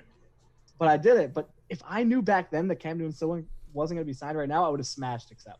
Mm-hmm. Well, I mean, but at the time, it was like, honestly, this is very hard to do. But I really feel like I need because it was like RB1. It was a fringe young RB1 for a QB1 who was older and Montgomery. Fringe RB2. Yeah. RB2, RB3. And I was trading for Mixon, who I also at the time saw the upside of Mixon too, getting Burrow, knowing Jonah Williams is coming back. Another year in the system, looking at the second half of the year he had under Zach Taylor. Yeah. I saw the upside of yes, he's a fringe RB1, but I think he has the upside of a top 5 running back. So that's kind of. I think you have a lot of luck in here, just based on like obviously Andrew? That's quarterbacks, bro. He said you have a lot of luck. Oh, Drew? Oh, that's quarterbacks, bro. I think obviously getting Joe Mixon, huge luck with David Johnson getting moved to a team where he's probably going to be the running back 1, at least to start. I would if not say the whole year. I wouldn't say huge luck with that because you would think they would be trying to move him at that point with the money that they owed him. There probably was going to be a team that would bite. It's just the fact that he went to a team that is run so incompetently that he becomes like a top pass catcher as well as their RB. It was exactly the luck of someone actually willing to trade for him. Yeah. And trade that package for him as opposed to him getting out. He could have went somewhere where he's in a committee and he's in or he's like, just a backup or something, where he's get a few carries here, a couple %. But he's like, who else is in Houston? He's the guy. Johnson, the other D Johnson. Yeah.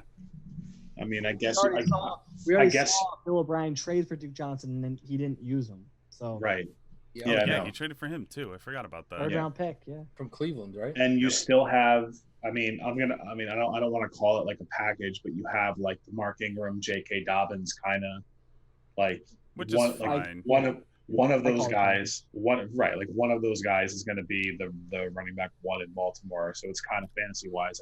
I feel like they're at the same relevance. Like whoever is going to get Yeah. Like if Ingram gets Mark hurt Ingram again. is probably the guy, but if he gets hurt, J.K. Dobbins is immediately Exactly. So I think Ingram sucks. J.K. Dobbins becomes the guy. right. That's- In that you have a starting fantasy running back. Partially, sure. that's like, I mean, obviously because we all know you love J.K. Dobbins in terms of the value and him probably being your RB1. But it's also just the fact that you're attached to that backfield for as long as possible. Now. Baltimore running back is amazing. Yeah. Because Lamar Alex, is amazing. do you have that browser up where you could tell us the rankings of what your quarterbacks and running backs are? Yeah, I can. Do you want for 2020 or for Dynasty? What have you been doing for all of ours? Usually 2020. I've been bringing up Dynasty every once in a while, but usually 2020. Yeah, So we'll go 2020. for 2020, my quarterbacks are second. Ooh. They're behind. I would think they're yours. Yeah, mine was first. I was about to say, why yours second? are You only first. have one, but we just spent 20 they're minutes. Second, yeah, they're You're second because at Mahomes. Ben Roethlisberger is actually the number 5 super flex option. So, like I said, Tom is above me, but that's still pretty good. Having the number 2 1 and the number 5 super flex, and then my running backs are 6th. So, Really, that's my weakest spot on my team. Listen, if that's your weakness, that's pretty. Joe damn Mixon good. is the number 6 RB1 according to this, and then they have David Johnson ahead of Mark Ingram as the number 8.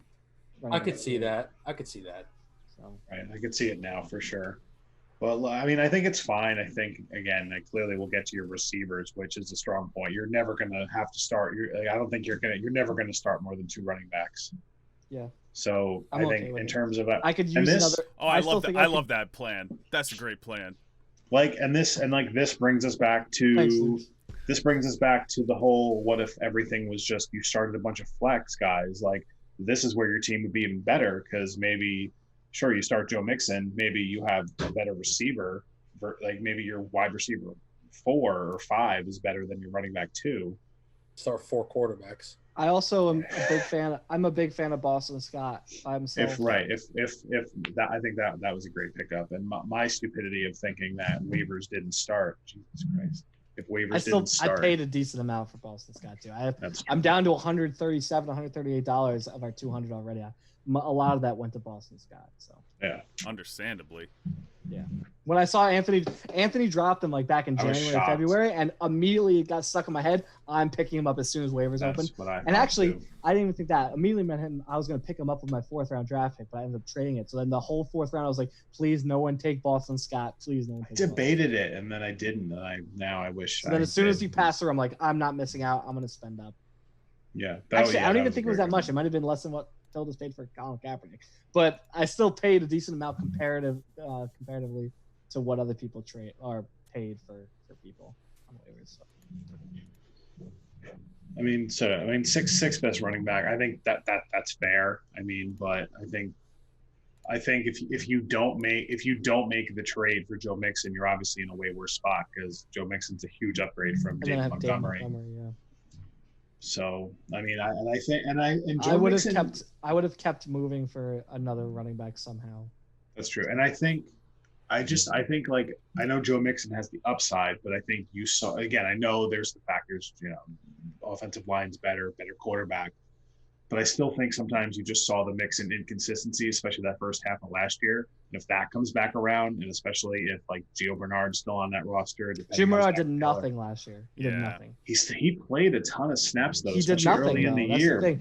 Yeah, early in the have the year under a numbers for new that, too. coach, he saw what happened though. It was a new coach. If I could find it.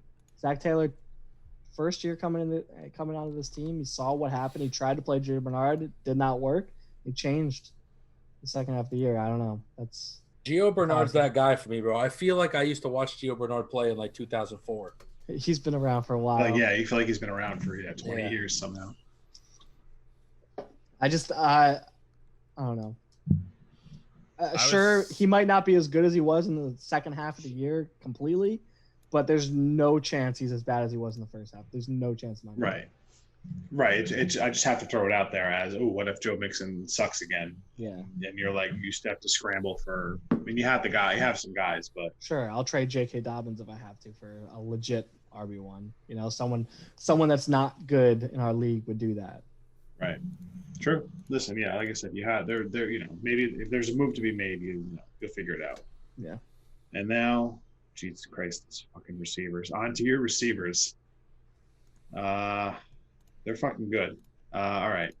Keenan Allen, JJ Dub, who sucks. Julian Edelman. He does not suck. I don't think think I don't think he's good. Julian Edelman, Sean Hamilton, He sucks.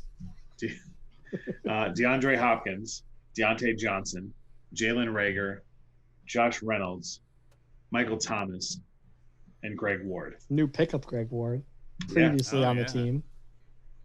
So I feel Welcome like back. we don't have to say much, but Hopkins and Thomas. I mean, you really well, I'm not going to say how you finagled that, but you moved Antonio Brown before his absolute meltdown. In the midst of the meltdown, everyone knew it was coming. Everyone saw what was going on. It's just Right before he got suspended. it was even before the Patriots week where he blew up. Yeah. So I don't know. Thanks, Tom and Mike, for encouraging me to make that trade while we were in Seattle. Yeah. No problem. But how could I mean? I feel like we shouldn't be shocked at the trades Kyle's making now because it really did start last year. Like he traded a lot for nothing, and he's just kind of continued that trend now. Mm-hmm. So, man, The best is when I asked Kyle why he did that trade. He said he was going to flip Antonio Brown for a quarterback when he could have easily just flipped Michael Thomas for a quarterback. for an even better quarterback if he wanted. I said, what are you doing, bro? Oh well. That's when Everyone's you getting good throw- trades from Kyle. It'll all even out because everyone will get a good trade from Kyle eventually. And Until there's Or nothing he'll- left. Someday that Well, he'll tree's not smart going to enough. yield any more fruit. he'll smarten up eventually, maybe. I hope so. But like, look, I mean, if you're all, I feel like all we have to say is if Keenan Allen is your wide receiver 3, you're in damn good shape. 8th 'Cause- most targets in the league last Yeah. year. They were all. I had 4 wide receiver 1s last year. The Like- quietest wide receiver Like one season. the only reason that you lost the championship, honestly, is that you had like a rare DeAndre Hopkins like bust game. That and I was starting Kyle And- Allen or something. It was right, but it was just like one of those like I don't know. It was just like a couple things, like those couple like random things that rarely happen. Like Hopkins is always luck. good for Wait a something. minute. Playoffs, man, it's luck. Hang on. I just realized I lost against you in the semifinals because of Michael Thomas, Yeah, you did. who you got from Kyle. Yep. Kyle's rivals are everyone. It all comes back to Kyle. It really does.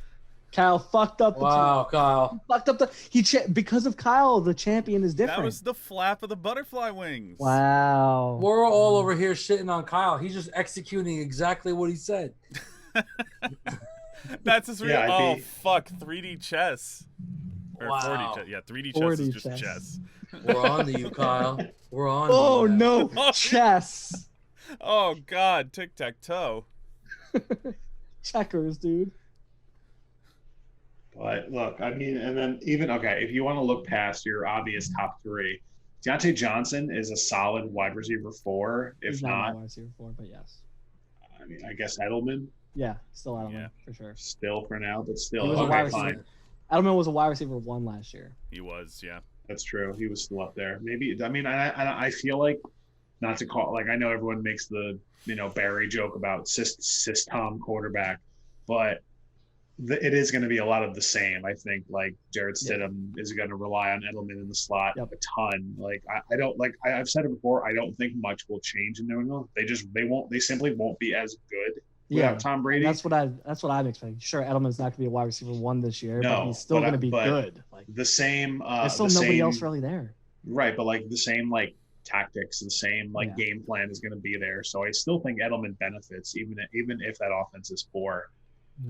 I still think And- he's probably closer to a low end wide receiver 2. But that, Little but bit, yeah. you're also As a wide talking receiver about 4 is great. exactly. You're talking about your roster, where is like Edelman's like your flex. Which if Edelman's your flex, you're in great shape. in a 3-receiver league. I think here's a hot, lukewarm take Oh, that Jalen Reagor is going to be your auto start, assuming they get enough Really? training camp in. So I disagree. what the news Yeah, me just too. came. The news that just came out was that Rager is now going to be learning only Deshaun Jackson's role and be directly behind Deshaun Jackson.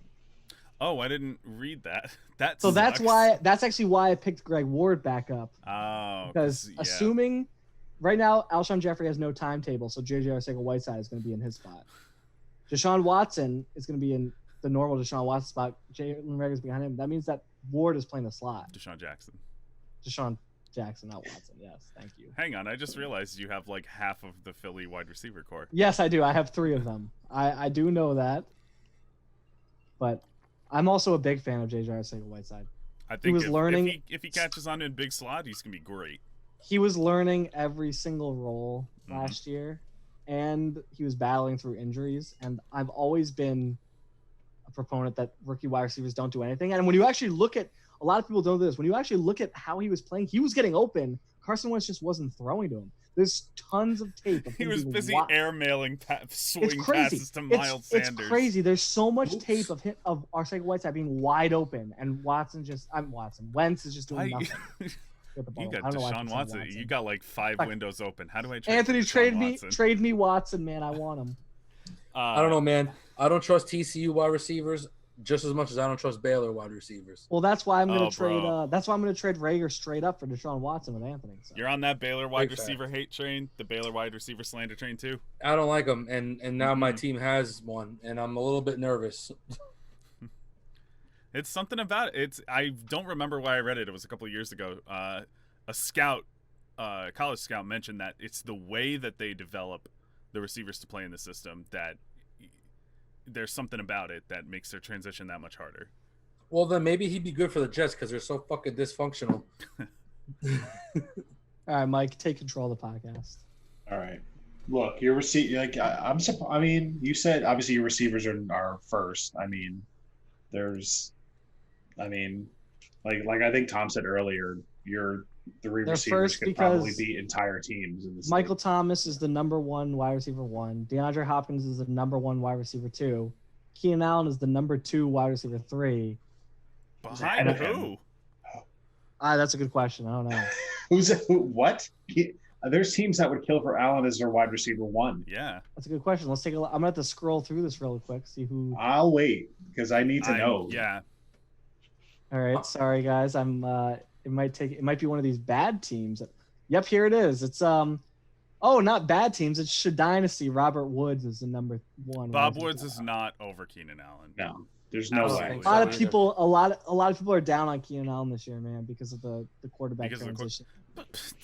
But Seeing Brandon Cooks gone, so Bobby Tree is over here as I guess, but again, whatever. It is what it is. Good receivers will still get Yeah, theirs. Yeah. Absolutely. Especially somebody who's as good a route runner as Keenan Allen. Fuck yeah. And look, I one love more, Keenan like Allen. Thank one you, more, Lucia. I'm glad we've always agreed on that. 'cause Yes. he's like what? Just kind of one more last comment. The fact, like, I mean, I know Josh Reynolds is so far down on your receiver depth a chart, flyer. Yeah. but that's still a solid guy. Yeah. Like it's a solid roster spot, especially Well- like we just said, Cooks is gone, that opens up a spot. And That I was think something Reynolds that I was like, perfect. actually, because talking about the Rams, when you look at Robert Woods, a.k.a. Bobby Trees, a.k.a. Robbie Forrest, a.k.a. Bob Woods. Sticks. Yeah, Bob Sticks. Thank you. When you look at him and Cooper Kupp, and they just drafted Van Jefferson, they all kind of do the same thing. Yeah. They're all these short to intermediate route guys that have good separation. They know how to get open, but none of them were like Brandon Cooks, where Brandon Cooks was a deep threat guy and knows how to get open. We've seen it for years. Knows how to get open down the field. Josh Reynolds is kind of that guy too. He's nowhere close as good as Brandon Cooks is. But he can play that but- role. He's the only guy I think in their wide receiver room that plays that role. So I think he sees the field more because of that. It's not even more that Josh Reynolds himself, I'm not the biggest fan. I'm not really against him, but like if he's going to see the field, Anthony dropped him. I picked him up for like nothing. Yeah. So might as well And he's throw got- him on my team. He's got a No. decent athletic profile for it too. Yeah. That's okay. I would say you said wide receiver room. He's the only one that can do that. I agree, but I think they probably are going to deploy Gerald Everett. Oh, Gerald more Everett than is that, too. also. They used to run- You're, Oh God, I'm sorry. I'm skipping spoilers. ahead. I'm skipping Some pages. spoilers here, Luch. They used to run Cooper Cup deep too. Yeah, but Cooper Cup, they used to, but what he's best at is like that Keenan Allen route. Didn't Yes, he? yeah, you get, like, Didn't the he short murder routes. his leg on the deep route? He might have. That might have been the play. I think it was a deep out route that Cooper Cup hurt himself on. He murdered his leg. He had it out for his own leg. Oh he yeah, actually was running out of the field, pulled out a handgun, shot himself in the leg. Oh, shouts out to Plaxico. Oh, yes. Oh my God. Mexico, good one. The Plaxidental shooting coming back. Oh, Oh man. All right. Let's go to your tight ends because they're pretty good too. So Evan Ingram, Gerald Everett, Tyler Higbee, Denver tight end number 2, say it, Mike. and Caden Smith. Say it, Mike. Come on, dude. Come on, Mike. You got to do it. We've been waiting. Who's Denver's We've tight been end? waiting for this moment. Starting tight end Noah Fant, and then you have backup tight ends Albert Okobangam. You mean Albert? Okay. Oh, I can't even say it. Yeah. Okwuegbunam. Okwuegbunam. Okwuegbunam. There we go. Yeah. Sure. Okwuegbunam. Albert OK. I think that's it. Okay. How do you say it, Luke? How did you say it? Okwuegbunam. Okwuegbunam. Okay. Because I keep saying Okwuegbunam. Okay. I keep breaking it up. Okay. Bro, I got that one easy. It took me like almost a year to learn how to say Tua's whole name. I was yeah. waiting. I was waiting for you to say. It took me almost a year to say Brian Hill. Brian? So I think the big if is when healthy. Evan Ingram's a potential top 5 tight end for sure. He's a potential tight end 1 when healthy because he was the tight end 1. Yeah. for the Right. first I 6 think- weeks, 6 weeks. Until I mean, yeah, and I mean, again, Ingram's health is always a good question Oh, mark. it's a Like very there were big question mark. there were reports last year that he might not be healthy again. Like Yep. the Giants might have to like move him or not. That's why I not pick have up a his guy option or named something. Caden Smith here as insurance. Yeah. But Not also that it's like, great like- insurance, but it's insurance. I mean, Right, he's and, got, like- speaking of, he's got a pretty good athletic profile too, Caden Smith. I actually kind of like Caden Smith too. Yeah. Yeah, and then like I said, it's having still, you can't count on him. You know? I'd having- start a different having, guy over him. like having the Rams tight ends isn't a bad spot to be either. Like both like Everett and Higbee, because like one of them usually performs pretty well. But again, it's obviously that's not what you want Yeah, in terms of. I got tight end Higbee for a one. third, so hmm might as It's- well. Yeah, And they're like, both talented, and like you mentioned before with Cooks leaving, they're probably also going to run. They move towards more tight end two tight end sets, as there were. And drafting Bryson Hopkins. That's who they got. I don't remember. believe so. Like, But like I think like you're again like I don't want to say you're in great shape for tight end, but if Ingram's healthy the whole year, then you're more than set. I know that was an issue last year, trying to fill the tight end spot a bunch of times, but like again, you could do worse than I mean who's it's like if the Rams are run 2 tight end sets, but like who's kind of the tight end 1 in I'd say fucking St. Louis It's a good- in LA. It's like it's a good I feel question like right now. I think because I think Everett's better, but they it might was both- Everett. Yeah. He got hurt, and then Higbee all of a sudden showed out. So like, does that mean that Higbee stole his spot? See, I don't know. I disagree with what Mike said too. I think Higbee's better than Everett.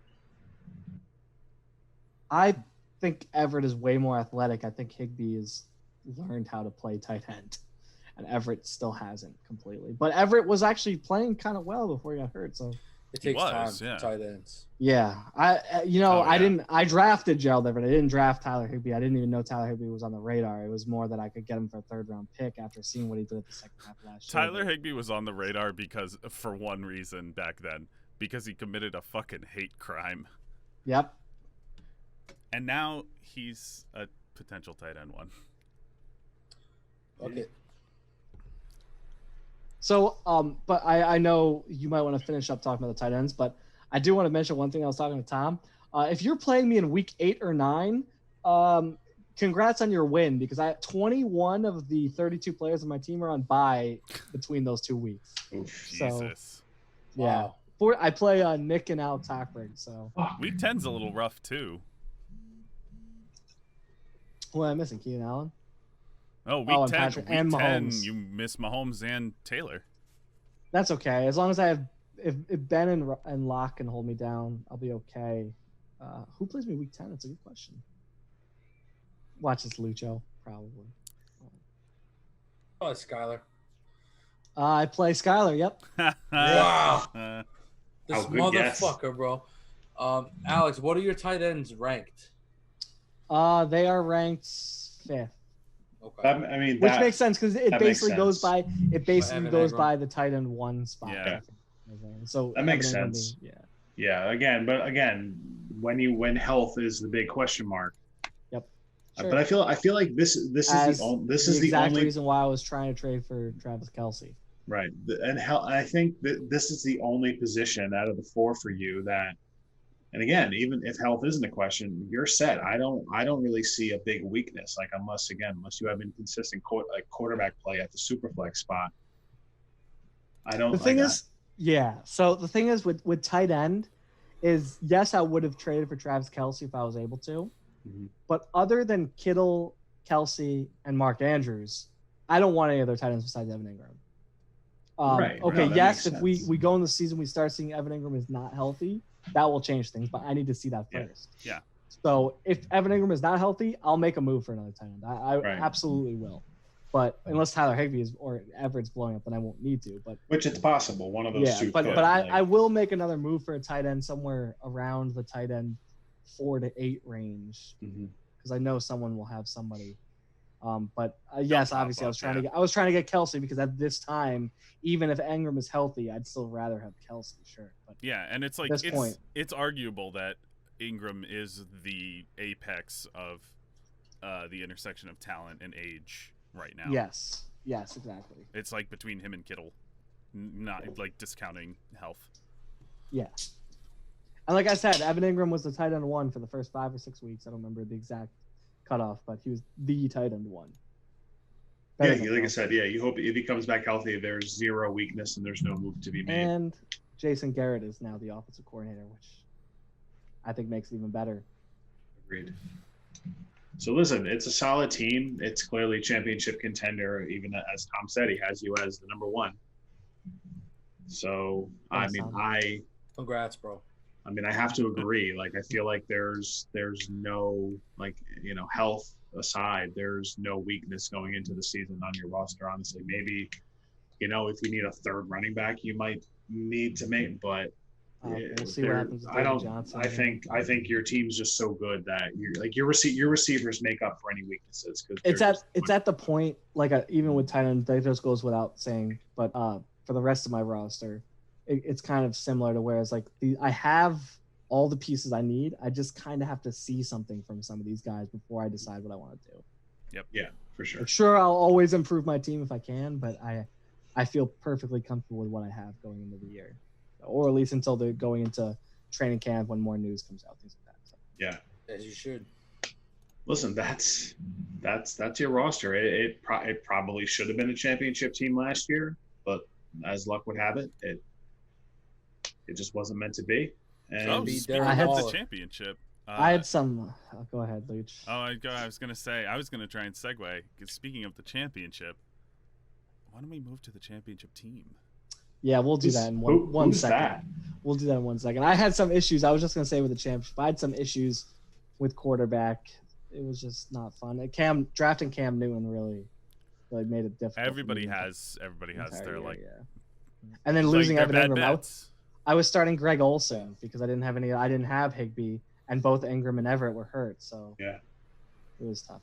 But Olsen did Mike, okay, Mike, right? you're pulling, not to bring up Donald Trump again, but you just pulled Donald Trump by having the 2 hands on your drink. Where he has to hold it like he has the Yeah, one, it- and it doesn't go. It all looks the like way, I you have so to many live it. fingers. It's like those. What are Yeah. those Oh, those sorry, comic book how'd things I do it Luch that I again? always send of that one dude? Like it's a classic comments of all the Simpsons holiday. picture that I got Yes, done in that's what it looked like where I had all these fingers. It's like, I call What that do you I call that solidifying your sip. I have to All right, make sure all you the know what? liquid gets to my mouth.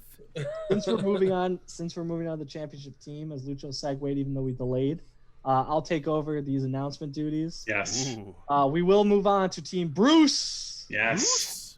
aka Ooh! Mike Kane, aka I really hope you don't lose. Lose. But yeah, we'll move on. Your quarterbacks, and as you always like to say, these are just in the order that the site gives. So I'm gonna do it differently, Mike. I'm gonna put them in the order of best to worst. Whoa. Okay. So your quarterbacks: number 1, Mason Rudolph. Oh fuck. That's correct. Number 2, Josh Rosen. Number 3, Marcus Mariota. Number 4, Justin Herbert. Number 5, Drew Brees. And number 6, that horrible Wyoming quarterback, Josh Allen. Now, So I'm just going to start out by commenting that as far as startup drafts go, for my like clear backups, is I picked all my backups wrong. I'm not going to say I should pick like Fitzpatrick over Rosen, but I picked I thought for sure Rosen was going to be comeback player of the year. Yeah. was Rosen? I tried to Rosen was trade on for Miami Rosen. by the time. Oh yeah, it was yeah. Miami. I took Mariota instead of Tannehill, but again, when we did our startup, who Tannehill thought got auto Tannehill? drafted. Right. So it's like, and then who else? I mean, I think Rudolph is just like whatever, maybe. And I had a season with him, and he sucks. Oh yeah, he's really But good I at still- saying the N-word and then getting his skull bashed in. Yeah, he is. He's extremely good at that. Yep, that's true. I love that picture of him with like the missing part of his head Yeah. from Yeah. Myles Garrett hitting him. So, Mike, I'm not going to let you talk too much since it's your roster. Yeah. But obviously, I would say that in 2020, I think your best QB is still Drew Brees in 2020. As long as For Drew Brees fantasy? is starting, yes. Personally, for fantasy, I think that Drew Brees, if he's starting, he's your best QB. Take a gander at this. I think it's a I do. total toss-up between him and Allen.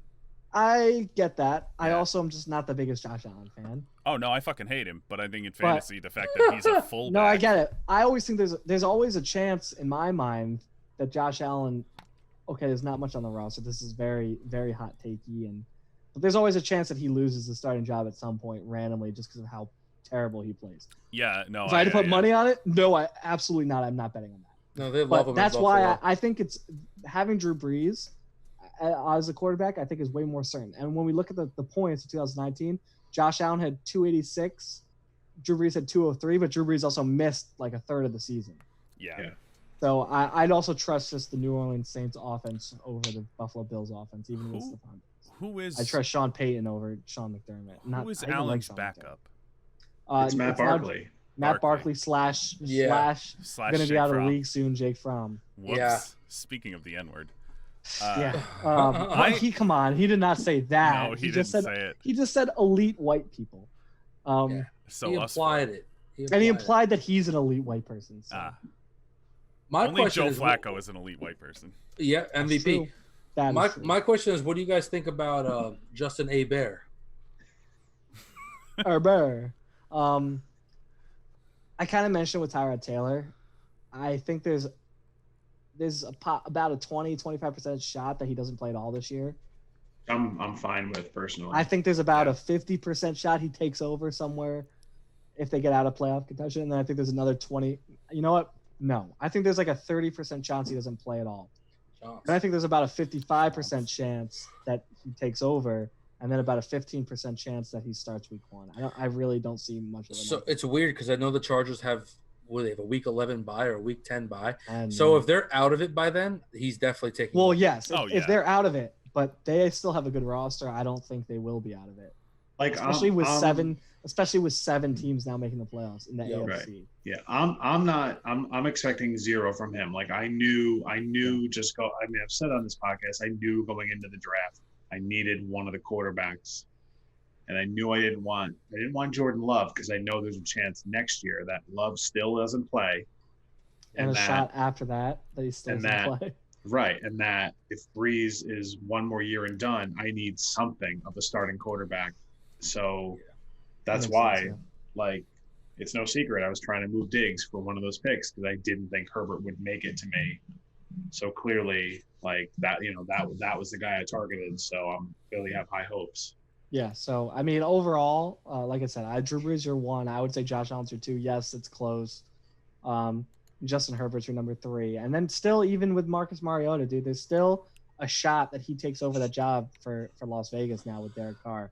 I'm Bring him in. I'm holding out hope that Rosen finally gets into some situation where he has a chance, but it's so doubtful now. That's like me holding out hope that Kyle Allen is going to be the starter week 1 for Washington. Or Phil holding out hope that Colin Kaepernick is going to be a starter. Or there's a lot of other things we could keep going on. But, not to slander Phil. It's not like I have anything against him. But Marcus Mariota, I actually think there's a decent opportunity that he could eventually become the starter, because you don't bring in a guy and make him the highest paid backup in the league after a quarterback has been struggling with a new coach. I just think like was Mariota, is he just not that talented? Was it the situation? Like, is John Gruden really going to help him? I was a big fan of him when he came into the league and was a rookie. So was I. So if I had to say, I think it was more the system. I still think there's hope for him to be all right. Maybe he won't be great, but a serviceable QB. He was better in a than very Derek bad. Carr. He was in a bad environment for his development, Yes. and I think that has been a huge problem for him. Now, I don't know if there's actual permanent damage to his arm because of the nerve issue he was having, so that's a little iffy there too. But it's a guy I would still like to have on my roster. You know, it's a good guy, especially as your QB4. Okay, maybe you're not expecting to have Justin Herbert, so you're QB3. But between the two of them, I think that's a solid QB3. Sure, you could do a little bit better, and you can get a more solid guy. You know, maybe a guy like, I don't know, Dwayne Haskins even. Yeah. It's like, all right, he's a very low end starter, but he's still a starter as opposed to the two guys. I don't mind it. That was my one big mistake in the startup draft was the super flex value didn't click until all the quarterbacks were like going off the board, and I was just like, that's a good feeling, right? I got Breeze and Allen for the sake of like, I better grab guys here. I remember talking to you in the startup, and when Breeze was there, you were like, me and you were saying, no, you have to take Breeze because you're not going to get anyone else. And you got him, honestly, for even just 2 years, say he retires up there, you got him for a value. So it was a good thing. Yeah. And then Mason Rudolph, Josh Rosen's an chosen Rosen. Rosen's an extreme lotto ticket, and Mason Rudolph, I think we already saw what he can do. I think he's not good. He's not good, but I have to roster him. He's one of these guys that he's on your roster, but he's pretty close to a cut candidate. So, all right, moving on to your running backs again. I'm gonna read these in the order of them best to worst. So I'm gonna go with number 1, AJ Dillon. Number 2, Ezekiel Elliott. Number 3. Okay, go ahead. I was like, number 3, Justice Hill. Number 4, Josh Jacobs. Number 5, Aaron Jones. Number 6, Alexander Madison. Number 7, Raheem Mostert. And number 8, Tony Pollard. That's too high for Aaron Jones. He's a bum. That might be true. That's a good group, bro. That's a good running back. Yeah. It's a very good group. That was your strong suit last year. I remember going into the championship week that I was like, man, dude, his running backs are just so good. It's gonna be so tough for me to overcome. Obviously, Zeke is the RB1 on your team. But then you have a very good combination of all guys that could be your RB2 between Josh Jacobs, between Aaron Jones, and between Raheem Mostert. And then even Alexander Madison, if Dalvin Cook holds out. I don't think obviously that's my hope, It's still there. So I just don't think that's going to happen, man. I don't think so either. But it's still the opportunity, it's still there. So it's tough to say because that more gets into like the psychology behind seeing that what you do is being devalued. Well, if Dalvin Cook has an agent with a brain, the agent would tell him to play because look at what's happening to all the running backs besides Le'Veon Bell. Absolutely. Out, you're going to pay the price. But I'm saying there's like the player is going to have a lot of say, and I feel like there's a lot of pride that goes into that. Oh, they're absolutely. We saw that with Melvin Gordon. But Dalvin Cook is already a running back that's missed half of a year in his first 2 years. But that's another reason why he might hold out. It's a thing like he has more injury concerns than most running backs holding out. And as a GM, that would be my argument. As a GM, yes, but that's the same argument for the player to be like, hey, man, I'm not going to play because I have this horrible injury that might cost me my career now that other people, yes, we're holding out because there's the risk of it. I actually have it that might get worse. So it's like I could see why he doesn't want to play because, even if he doesn't play and he sacrifices all this money, I still don't think it happens. I was talking to you about this. But even if he doesn't play and sacrifices all this money, at least he gets something next year. Whereas opposed to playing this year, killing his shoulder, and then just that's it. His career is over. Like I said, Tom, I'd be shocked if he doesn't play, especially with the new CBA rules. But I see the point. Definitely. Now, getting back to Mike's team, Mike, the question I want to ask you is: you have a couple of these running backs in your team that are all like right at the peak of when people start thinking, "Oh, should I trade these guys?" You have Zeke, which is a little bit of a stretch, but still Zeke.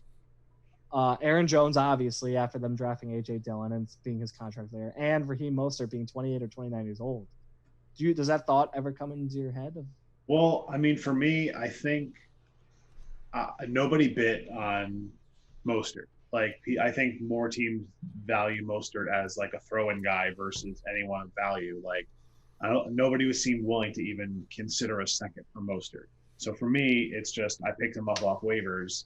If he busts and I get nothing for him, for me I don't care because I'm not like I'd rather hold on to the potential as him being a running back too, versus I could flip him for a third or fourth today, which that does nothing for me. Like it's just Mike. Are you looking for a second for Raheem Mostert? I mean, potentially he's been offered for a second in previous deals and it was shot down big time. But we might have some future talks. It's possible. I mean, I do have Anthony's second, and my own second for 2021. Yeah, we may have. There might be some moves we'll discuss. But for me, it's you might have my second actually. I might have got someone else's. I don't remember now. It's one of those where like if the value's not complete, and even if I'm over asking, if the value's not there for me, it does me no good to just give away a guy, especially when I didn't pay anything for him. Lucho, I have my own. Sorry, Mike, to cut you off. Lucho, I still have my 2022 second. I think you have my 2021. I have your 2021, yeah. But I have Anthony's 2021. So I agree with you, Mike.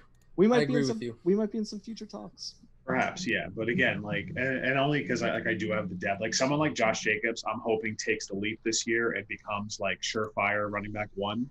Yep, he will. Like I think he does. My problem is John Gruden. Is that yes, that's my problem too. All last year, Josh Jacobs has the talent for sure. He has the talent. And I know he had some injury. I know he had injury concerns, but I'm not even worried about that. My biggest gripe was John Gruden's unwillingness to use him in the passing down situation. It was always, and every third down was DeAndre Washington or Jalen Richard. And now he has Lynn Bowden. So right. That's what scares me. I think Jacobs is still like the every down back, but he's not going to be in passing situations, which pisses me off because I think he has the talent for all of it.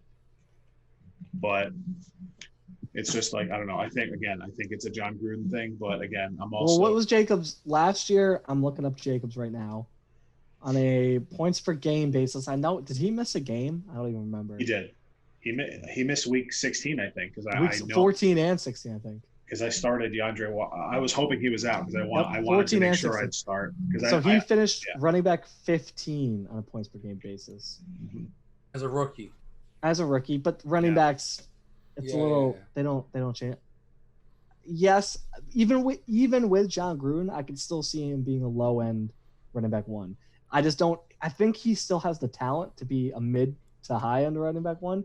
But with John Gruden, the way he's using him and the drafting of Lynn Bowden, it makes me think that his ceiling is probably low end running back one. Yeah, which is fine. I mean, still better than last year too. Yeah, right. And I think to go to the other one for Aaron Jones. Like I don't think his value is ever going to be higher, but again, I think like for me to trade him for even if I get a first, it does me no good because I trade away someone that might be valuable. It's like that's kind of it's where I'm at with a lot of players on my team.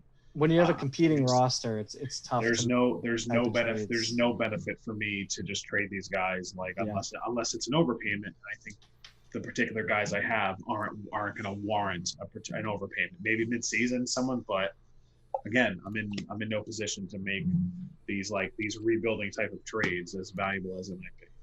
Yeah. For a guy like A.J. Dillon, how much of a threat do you think he is to Aaron Jones, if anything at all? I don't know if he's a threat. Maybe he gets a few carries, like. again, I feel like we've had this discussion about rookie running backs, you know, in the past. Like, who are the Green Bay guys? Eddie Lacy and what's his name? Jonathan Franklin. Jonathan, right? That Jonathan Eddie Lacy, Franklin. Jonathan Franklin wars. Right, and Wow. I feel like it was similar. It was Aaron Jones and Yeah. Jamal Williams. Aaron Jones was the later pick, and he's the better talent. Yep. So I feel like, but it's beside the point. I don't think AJ Dillon eats into his carries. I think Aaron Jones is too good. They drafted AJ Dillon so they don't have to pay Aaron Jones. I also think Potentially, Dillon might eat into Jones' touchdowns. Well, Jones touchdown. Jones. I think if Jones has half the touchdowns this year, that's still a successful season, even though it's a huge Yeah. drop. What do you have? I Like agree with that. 19 touchdowns. It was last year? insane. It was something last ridiculous. year. It was like Todd Gurley's peak season comparable. Yeah. Like like, Garrett like- Blunt on the Patriots. Like Yeah. if I was gonna trade Aaron Jones, it should have been on like New Year's Day or something. Like, Yep, I agree. oh, Alex is still muted, trying to speak. Oops. I There it thought is. because I used my mic flipping up and down on my headset to come off of mute. I forgot I also muted myself on Zoom. But 19 touchdowns, yes, that's correct. 16 rushing, 3 receiving. Yep. Just under 1,100 rushing yards, and then about 475 receiving yards. And honestly, as good of a season as Aaron Jones had, it was insanely frustrating watching some of the drives where Jamal Williams. it would be drive for drive. It was never a situation. It was, well, this drive's Jamal Williams, so Aaron Jones just takes a Yeah. seat for half a quarter or That- something. Which It's scary for Matt LaFleur, man, because he's even come out this year and said, "Hey, I kind of want to use all 3 of these running Yeah, backs." it's like sometimes I don't these know guys, if he it's will, like- but but sometimes it's like did you not just watch what you saw? Like, you don't just stumble into 19 touchdowns. You I have also to have think Matt talent to LaFleur do is a that. bad coach. I was gonna Yeah, so say, do are I. we sure that Matt LaFleur isn't way I over? think he's a bad coach. Gaston. LaFleur. The flower. But like I think, and you can probably list a handful of coaches that it's like, well, no, I'm going to use all these guys. It's like, look at the fucking talent on your team. You can say this for a lot of teams. It's Jamal like, Williams should not even be a factor. no, and like No. when I think Jamal- AJ when Dillon's Jamal pretty good, but Aaron Jones is another animal. he's good, but His again, talent is based on amazing. I honestly, it might benefit Aaron Jones if he walks and goes to a new team, and if he goes to a team where he's a solidified running back one, I might like that more for his value for my team. Does he though? I don't see it happening. That And doesn't hold happen with out many. and be a backup in Denver. Like That doesn't Melvin happen. That doesn't happen with many running backs to go to another No, team. it doesn't, but The- it's just I don't but think that's- like any of these running backs that go on a team and then they move to another team. It's very low odds that they go and Right. get in a better situation they were in before. right. Sure, we were hoping that something with like Tevin Coleman, but even look Yeah. what happened with him. We thought, this whole time Tevin Coleman's going to leave Atlanta, go to a better situation. Look what happened. He went to San Francisco and he was, He's The same, if He's in a not worse. He's in a Basically worse. the Yeah. same situation. Yeah. Yeah. if not worse. San Right. Francisco Look at all the competition crazy he has now. with those running backs. There's literally 6, and they drafted that dude Hasty too, right? Yeah. There's like 6 running backs that could legitimately be the starter in San Francisco. And How do McKinnon you got how do you restructured. compete? How do you compete against a running back whose last name means fast? By being Jerick McKinnon, a 99th percentile athlete. Oh. Not His- 99% all of talent. his- Not after all those knee injuries. I was but- gonna say all of his leg tendons have snapped like old guitar strings. All right. Well, I think that's enough for Mike's running Yeah. backs. I will say though that I didn't mention your QB as a whole. I do want to bring up Fantasy Pros. They have your QBs as 7th, which kind of makes sense, you know. They have Drew Brees or Josh Allen as the 7th, and then they have Drew Brees as the number 2 super flex, which is that. Yes, that makes sense to me. Sure, And then your running backs, they have your running backs as 3rd in the league. that makes sense. Both and Skyler and Zeke and Aaron Jones. Zeke is the number 3 RB1. Aaron Jones is the number 3 RB2, which I think actually is low. And they have Josh Jacobs in your flex spot as the number 5 flex. Some of those I think are low. I don't think that's too low. I for think it's Jones. pretty That's fair. like touchdown Sorry. regression baked in. Yeah, I think it's sure. fair. Yeah. Moving on though to your wide receivers, I'll read these ones in alphabetical order Slay. this time. oh, okay. We have, even though I think I did the last one too. Robbie Anderson, Anderson. AJ Brown, DJ Chark, aka Deej Chark, Just Stephon Diggs, Larry Fitzgerald, Antonio Gandy Golden, Darnell Mooney, Hunter Renfrow, Calvin Ridley, Demarcus Robinson, Henry Ruggs, your boy Adam Thielen, Jeff Thomas, classic New England Patriots wide receiver, and Quez Watkins. So it's like a whole mess of guys. Like I know I'm missing that, like That X factor guy. I'm hoping like AJ Brown becomes that, but I'm for now I'm missing that like surefire. You're missing like, the Julio Jones, the DeAndre Yeah. Hopkins, the Chris Yeah. Godwin, guys Yep. like that. Yeah. Which it's absolutely, like you said, it's absolutely in Brown's range of outcomes to become an alpha that's and my thought. Thielen could even still hold on and still be for like a that- year that- or two, yeah, maybe. that guy. Oh yeah, no, a year top, but like my Even main Ruggs, as much as like people like the shit on Ruggs, he still has probably the best opportunity of anybody to be the next Tyreek Hill. well that was my like clearly my draft. Like I knew I had to come out of it with a receiver, so I knew at 12, all right, I'm getting my Yeah. like I'm getting I the like Jefferson. personally, I Ruggs like left. Jalen Rager better, so I'm happy you took Ruggs at 12. But I will admit that he does have the best opportunity. Of anyone to be Can we Tyreek. just? I think- I do want to stop really quick. To your point about Jalen Rager, you got two of the fucking rookies that I wanted most in this draft. Of J.K. Dobbins and Rager? Yeah. God damn it. Okay. There's some future trade talks, Luch. Everyone's up for trade. I think But- if we scrutinize our wide receivers too much, it's just nitpicking. Yeah. I think. Yeah. I mean, you Okay. have a really good team. Yeah, you're missing the superstar wide receiver, But either way, yeah. look, Yeah. I mean, if you wanted to get Julio Jones, I guarantee you can go trade for Julio Jones tonight. Yeah. You know, You have enough wide receiver twos. You might have more wide receiver twos in your team than anybody else. Between Adam Thielen, who could still be a wide receiver one, Wait, between trading Henry for- Ruggs, Calvin Ridley, Yeah. Stephon Diggs, DJ Chark, AJ Brown, even like Robbie Anderson, probably not, but he's still there's an opportunity for it. He's you know? shown that Yeah. it's possible. That Well, that's he's why done it that's before. why I offered I forget. I think I offered Anderson to Anthony for like a third and a second, and when he I declined, know you I'm offered like, him I'm to like, Phil for a second. So yeah, but again, that was me just throwing shit at a wall. Like I know, but again, it the same comment of what purpose does it do my team to trade? Yeah. Like if Anderson Yeah. if Anderson's walking into a decent spot, honestly, we're looking at what I brought up with this extra flex spot. I think your team is in one of the best teams that would benefit from that, from having the amount of running backs and the amount of wide receivers you have. Just throw Well, another one of those well, the guys fa- in the I mean, roster. the fact that two of my potential starters, Brown and Chark, came at later startup picks. Again, it's one of those where I paid almost nothing for them. So the fact that I can actually play them and start them weekly, I'm thrilled with. Yep.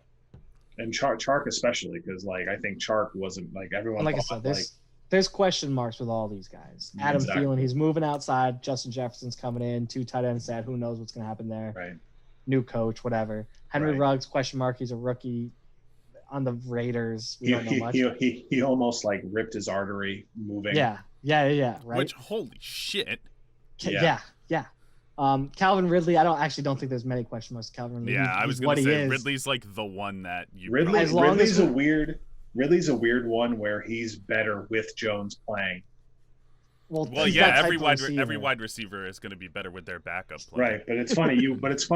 You would think like, oh, hey, if Ridley's this de facto wide receiver one, like if Julio misses the game, Ridley didn't do anything. Yeah, well, he's just not that type of wide receiver. You know, as long as Julio's there, though, he's going to be exactly what he is. Yeah. He could even be a little bit better now that Hooper's gone.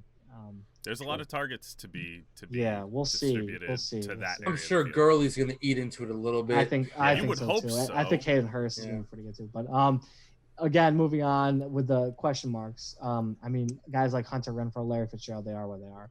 Yeah. Stephon Diggs, like we already mentioned, the question marks being Buffalo.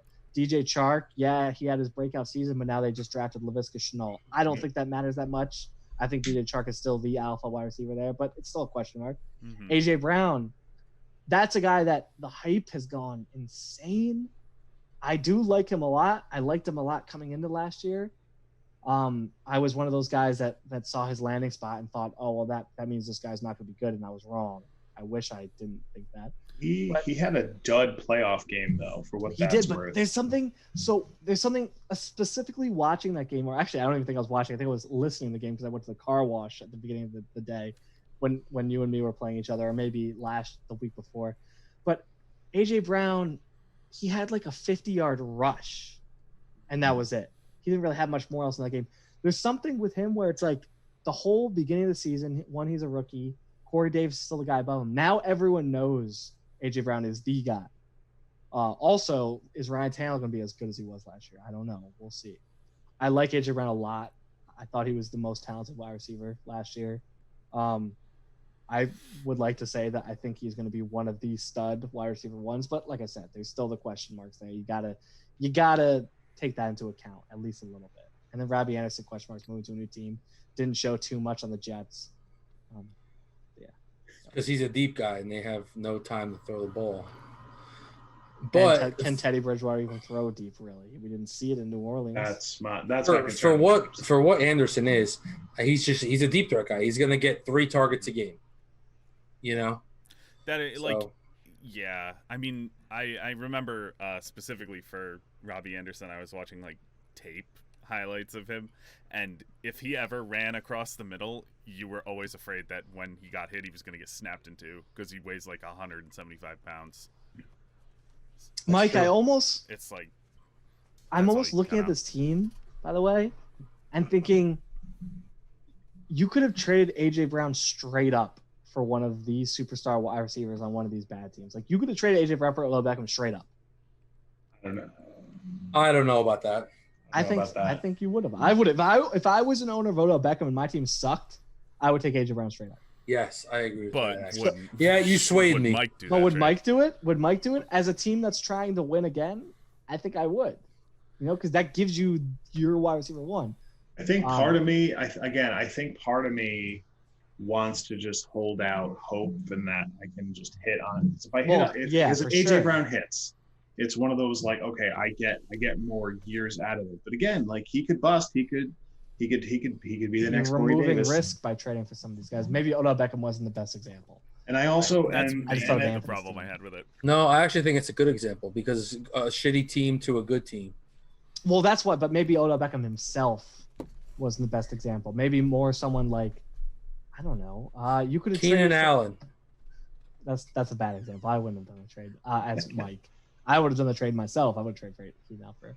I just think it's I don't know. You could have traded AJ Brown for like Juju. You could have traded AJ Brown for like, I don't know. I think the Tyreek Hill. I think it's one of those where I'm like I won with these guys last year, but it's one of those like it wasn't like I had it wasn't like I had a roster of superstars and all of a sudden now I'm dealing with AJ Brown. This is essentially the same roster that won me a title last year. Take all whatever, I get it. Luck here, luck there, that's fantasy.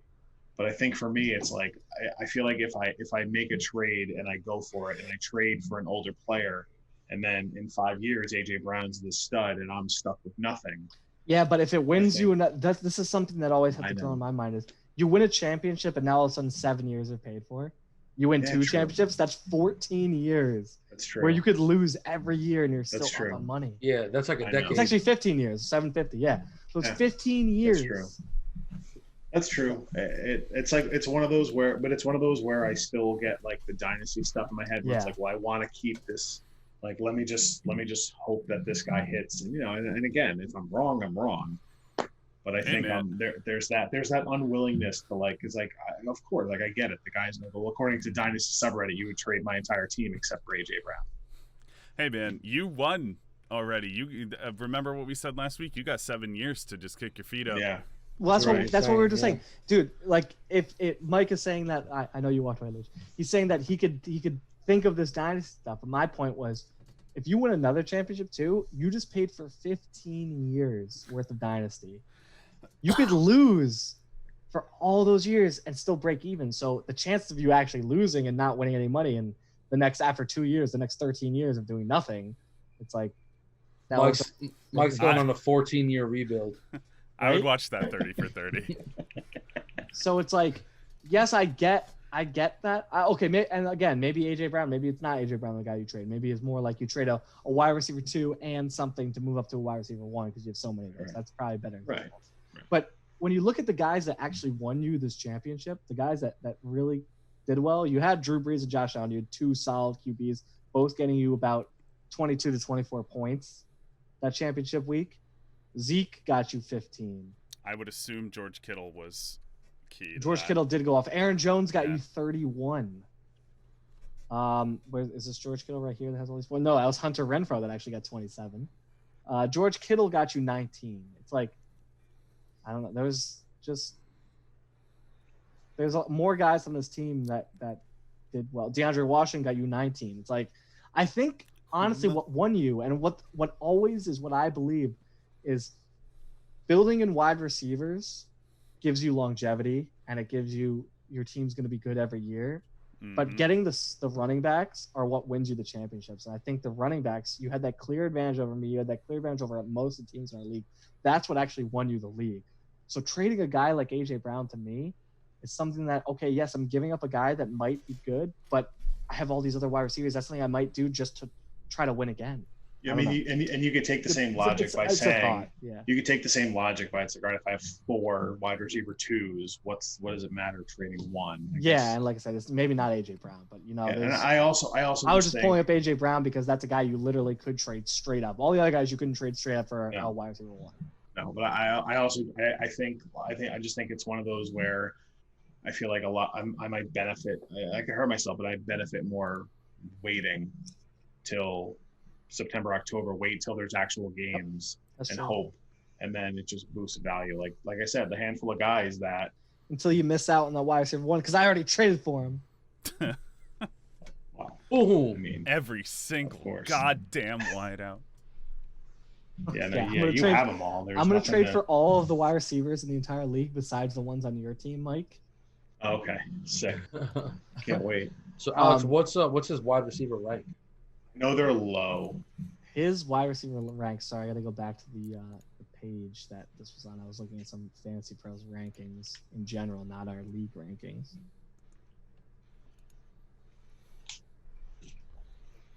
His wide receiver rank is 5th. No, that's not low. Yeah. He has. I thought it was lower. Adam Thielen is the number 10 wide receiver 1. Calvin Ridley's the number 6 wide receiver 2. AJ Brown's the number 3 wide receiver 3. So okay. That makes sense to me. Yeah. Yeah. So. Just to pull... Go ahead. Okay. No. Go ahead. I was going to move on to tight ends. Please, I insist. Please. I just want to. Rest is my father. Yeah.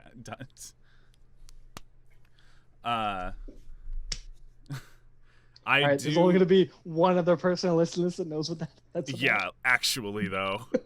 One other person in the entire world. There were 3 people there, and 2 of them are here. I was looking up. What a story, Mark. You must be kidding, aren't you? I was looking up AJ Brown's profile and his comparables because while we were talking about him, one of his best athletic comps is the wide receiver that just about a half an hour ago Mike said was trash, is JJ A-Dub.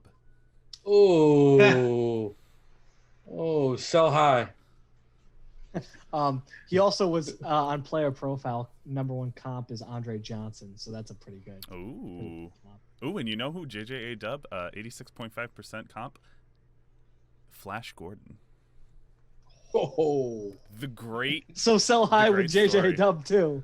Yeah. His number 1 comp on player profile is David Moore, if you remember him from the Seahawks. Oh, jeez. Oh, I had him. I like. And yeah.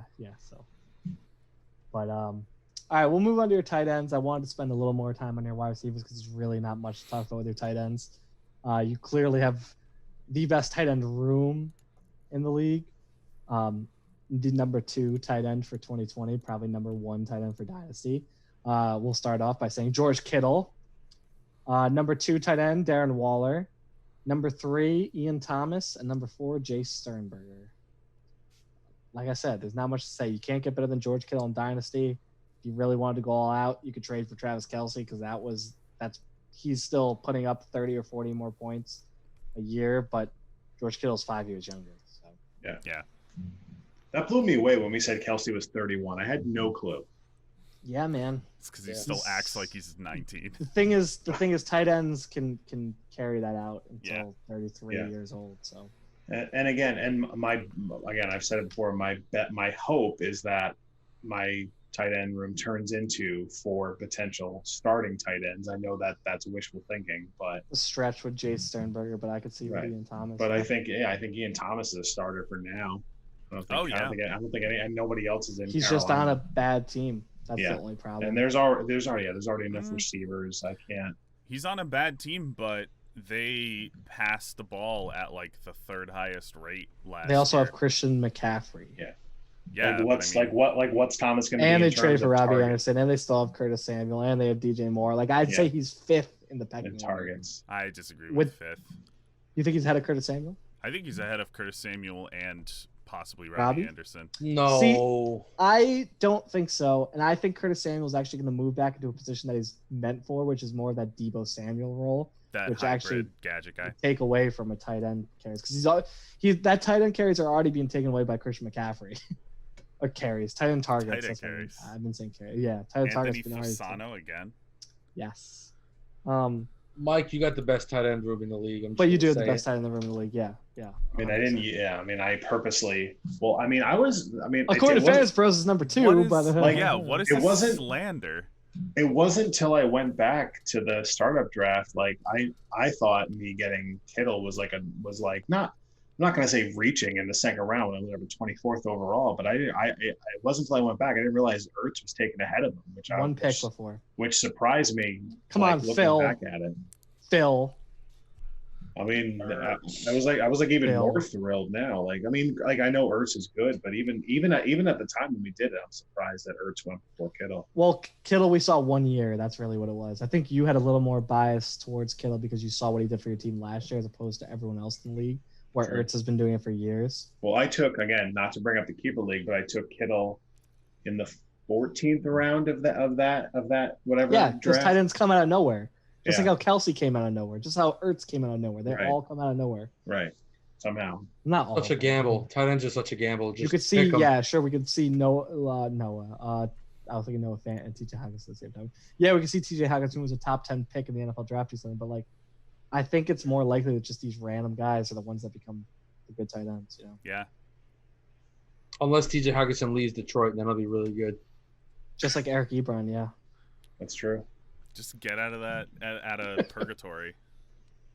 Who knows? Maybe it might be Hayden Hurst as the next top tight end based on the offenses, and he would have came out of nowhere too, even though it's a 1st round pick. But I was gonna say, he's still a guy you could have got for nothing last year. Like Bill picked him up on waivers. I'm sure maybe there's a move to be made for me with my roster somewhere, but I feel like I won with this core last year, and not to say I'll just roll with it, but well, you're not rolling. There's too many good teams, but like I said, you could get a better wide receiver 1. Yeah. But you have the depth there, so even if you don't, as long as you're making the right sit decisions. And I know you want to trade Waller and Mostert. Yeah. I've been trying to package them, and there's been no takers so far. So. And then, like I said, you have a lot of running backs that might fall off quickly, but for this year, I don't see an issue. Right. Well, I agree. That's why I drafted AJ Dillon, because if Jones walks, I think Dillon takes over, because Jones and Williams might walk, so that might open up the door for that. But knowing Matt LaFleur, they'll probably draft another guy in the 1st round, then Dillon's be worthless. Well, Green Bay did have the worst draft this year. Of course they did. They could have taken Jordan Love in the 2nd. They could have taken AJ Dillon in the 3rd. Yeah. It's like they did nothing. They did nothing to help Aaron Rodgers today. Well, that's because Matt LaFleur is a bad coach and hates Aaron Rodgers. It's just Devontae Adams and a bunch of bums. He hates Aaron Rodgers. Yep. I love their draft because I have Devontae Adams. Aaron Rodgers is going to be the Nets New York Jets quarterback. Oh.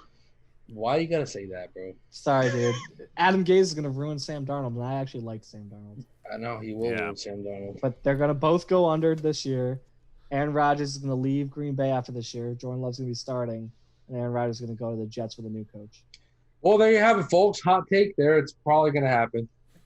I'll give you a hot. Hey, man, take. you can't complain. Okay, yes, it sucks at Sam Darnold, but you will have Aaron Rodgers as your quarterback. I don't fucking want Rodgers, bro. I want a young quarterback that I can see for 15 years. Would you like to win a Super Bowl, though? Yeah, Sam Darnold's leading us to the promised Then land. you want to win a Super Bowl? Then Sam Darnold should have gone to the Giants instead of Saquon Barkley, and then you guys should have taken anybody else that Gase could have ruined. When Sam Darnold was healthy last year, he had the Jones. third highest QBR in the NFL, just saying. That's a fact.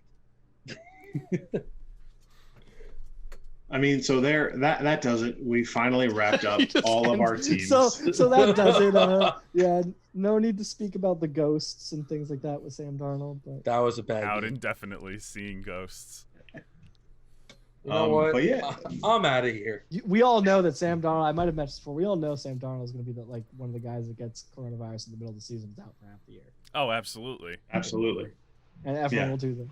Yeah. That's a fact. But listen, we broke down every roster. We're really killing We're it at with the the content. end. Oh, I know. What are we gonna do? Oh wait, we've got some plans. We've got we're gonna have Anthony on one of these. Hopefully, I'm hoping next week. We gotta get. He said he's down.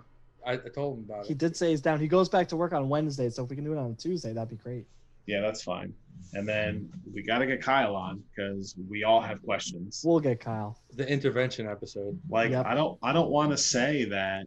Like I mean, I guess we could have multiple people. If I feel like Tom would be a perfect guest to have on with Anthony and with Kyle, Wow. just because he's been in. Tom's already been here though. I know Twice. I know, but the ratings are always up when Tom's on, and Yeah. It's all, Thomas it's and all Tom for the ratings. and Tom especially should be on the Anthony one because the majority of those moves were to get Anthony to where he is today involved Tom. Oh, I thought you were gonna say something about him being his roommate, which I don't even think is true anymore. That's true. Is he back yet or no? No. How long has he been gone for? Since May 3rd. We're creeping into we're at That's 6 worse than weeks. Phil. Yeah, I know. But I listen. We've got content lined up for the future. Don't you dare think that we're just taking a break till August. That's true. We've got a lot of content still to pump out. I think this might be our longest one yet. It's 11:15. What are we at? No, we had an intermission. That's the thing, though. Yeah, we had the intermission and we started late. Mm. What's I'm our gonna- time we're at? 2:48. Okay. God. Yeah, we're you right gotta- around. We're right We're around looking that at time. yeah, We're like at our 2:20. average. Right around 220. Yeah. If Alright, anyone is still watching, I would like you to hit that like and subscribe button for Yes. this podcast. Thank you. You know, we need the support. We're a growing podcast, all right? We're a growing podcast. The guest over here. Yeah, we're a growing podcast. I'm a guest, but you know what? I'm in this fucking league too. So, hey, look, I'm just trying to support my friends. Only one out of 12 teams thinks it's stupid, so it's fine. That we know of. But yeah, man, listen, we hope you're enjoying it. As Tom said, like, subscribe, leave us a comment, send us fan mail. Please email it. Don't text. Well, they can leave it in the Alex. comment section if they're random viewers, obviously. Oh yeah, please leave comments for us. I mean, listen, you've heard the roster breakdown. If you're some fantasy expert, leave your comment, leave your feedback if you're listening. If you're some random person listening. Tweet at us. That Mike Kane. Yes. At that Mike Kane. Don't tweet at me. I'm not going to answer you. Don't tweet at Lucha. Either. We don't even know what Lucha's profile is anymore because he just might get suspended again. Yeah, but- bro, I can't. It's been rough. I've been holding myself back from a lot because I don't want to get banned again. Lucha, you're a real Barry McCockiner over here. Yeah, actually though. Sexy troop lover. Wow. You mean What's he at now? I don't know. I can't keep up. He's got a legion of like 20 of them just waiting to activate him as There he are- gets banned. it's like very tough scene or something now? I know. All I There know are- is if you look up Barry backup 2, Barry backup 3, God. Barry backup 4, those are all him as well. Yeah. It's just there are dozens of us. Dozens. I heard his IP address got banned for a second, but I think he's back. They can range ban? Yeah, right. Twitter would never let such a great influencer as Barry McCockiner go down. A big McCockiner guy. I honestly don't even know where his actual his profile is because they're all tough scene 2, tough scene 3, Barry backup 3, Barry backup 4. I don't know which one's which anymore. All right, folks. But yeah, seriously, we hope you're enjoying us. Please, like, we're done with the rosters, but I assure you, there's more content to be had before the season starts. Good So contact scene. Yeah. Please. Hey guys, thanks for having me on, man. I just want to say thanks no problem, again. man. Thanks to Tom. We'll have you back soon. I'm always here, bro. Just chilling. Yeah. So listen. Close it out, Mike. Thanks. Yeah. Thanks for joining us, everybody. Hope you enjoyed it. Please join us next time on the official League of Kyle's Rivals podcast. Good night.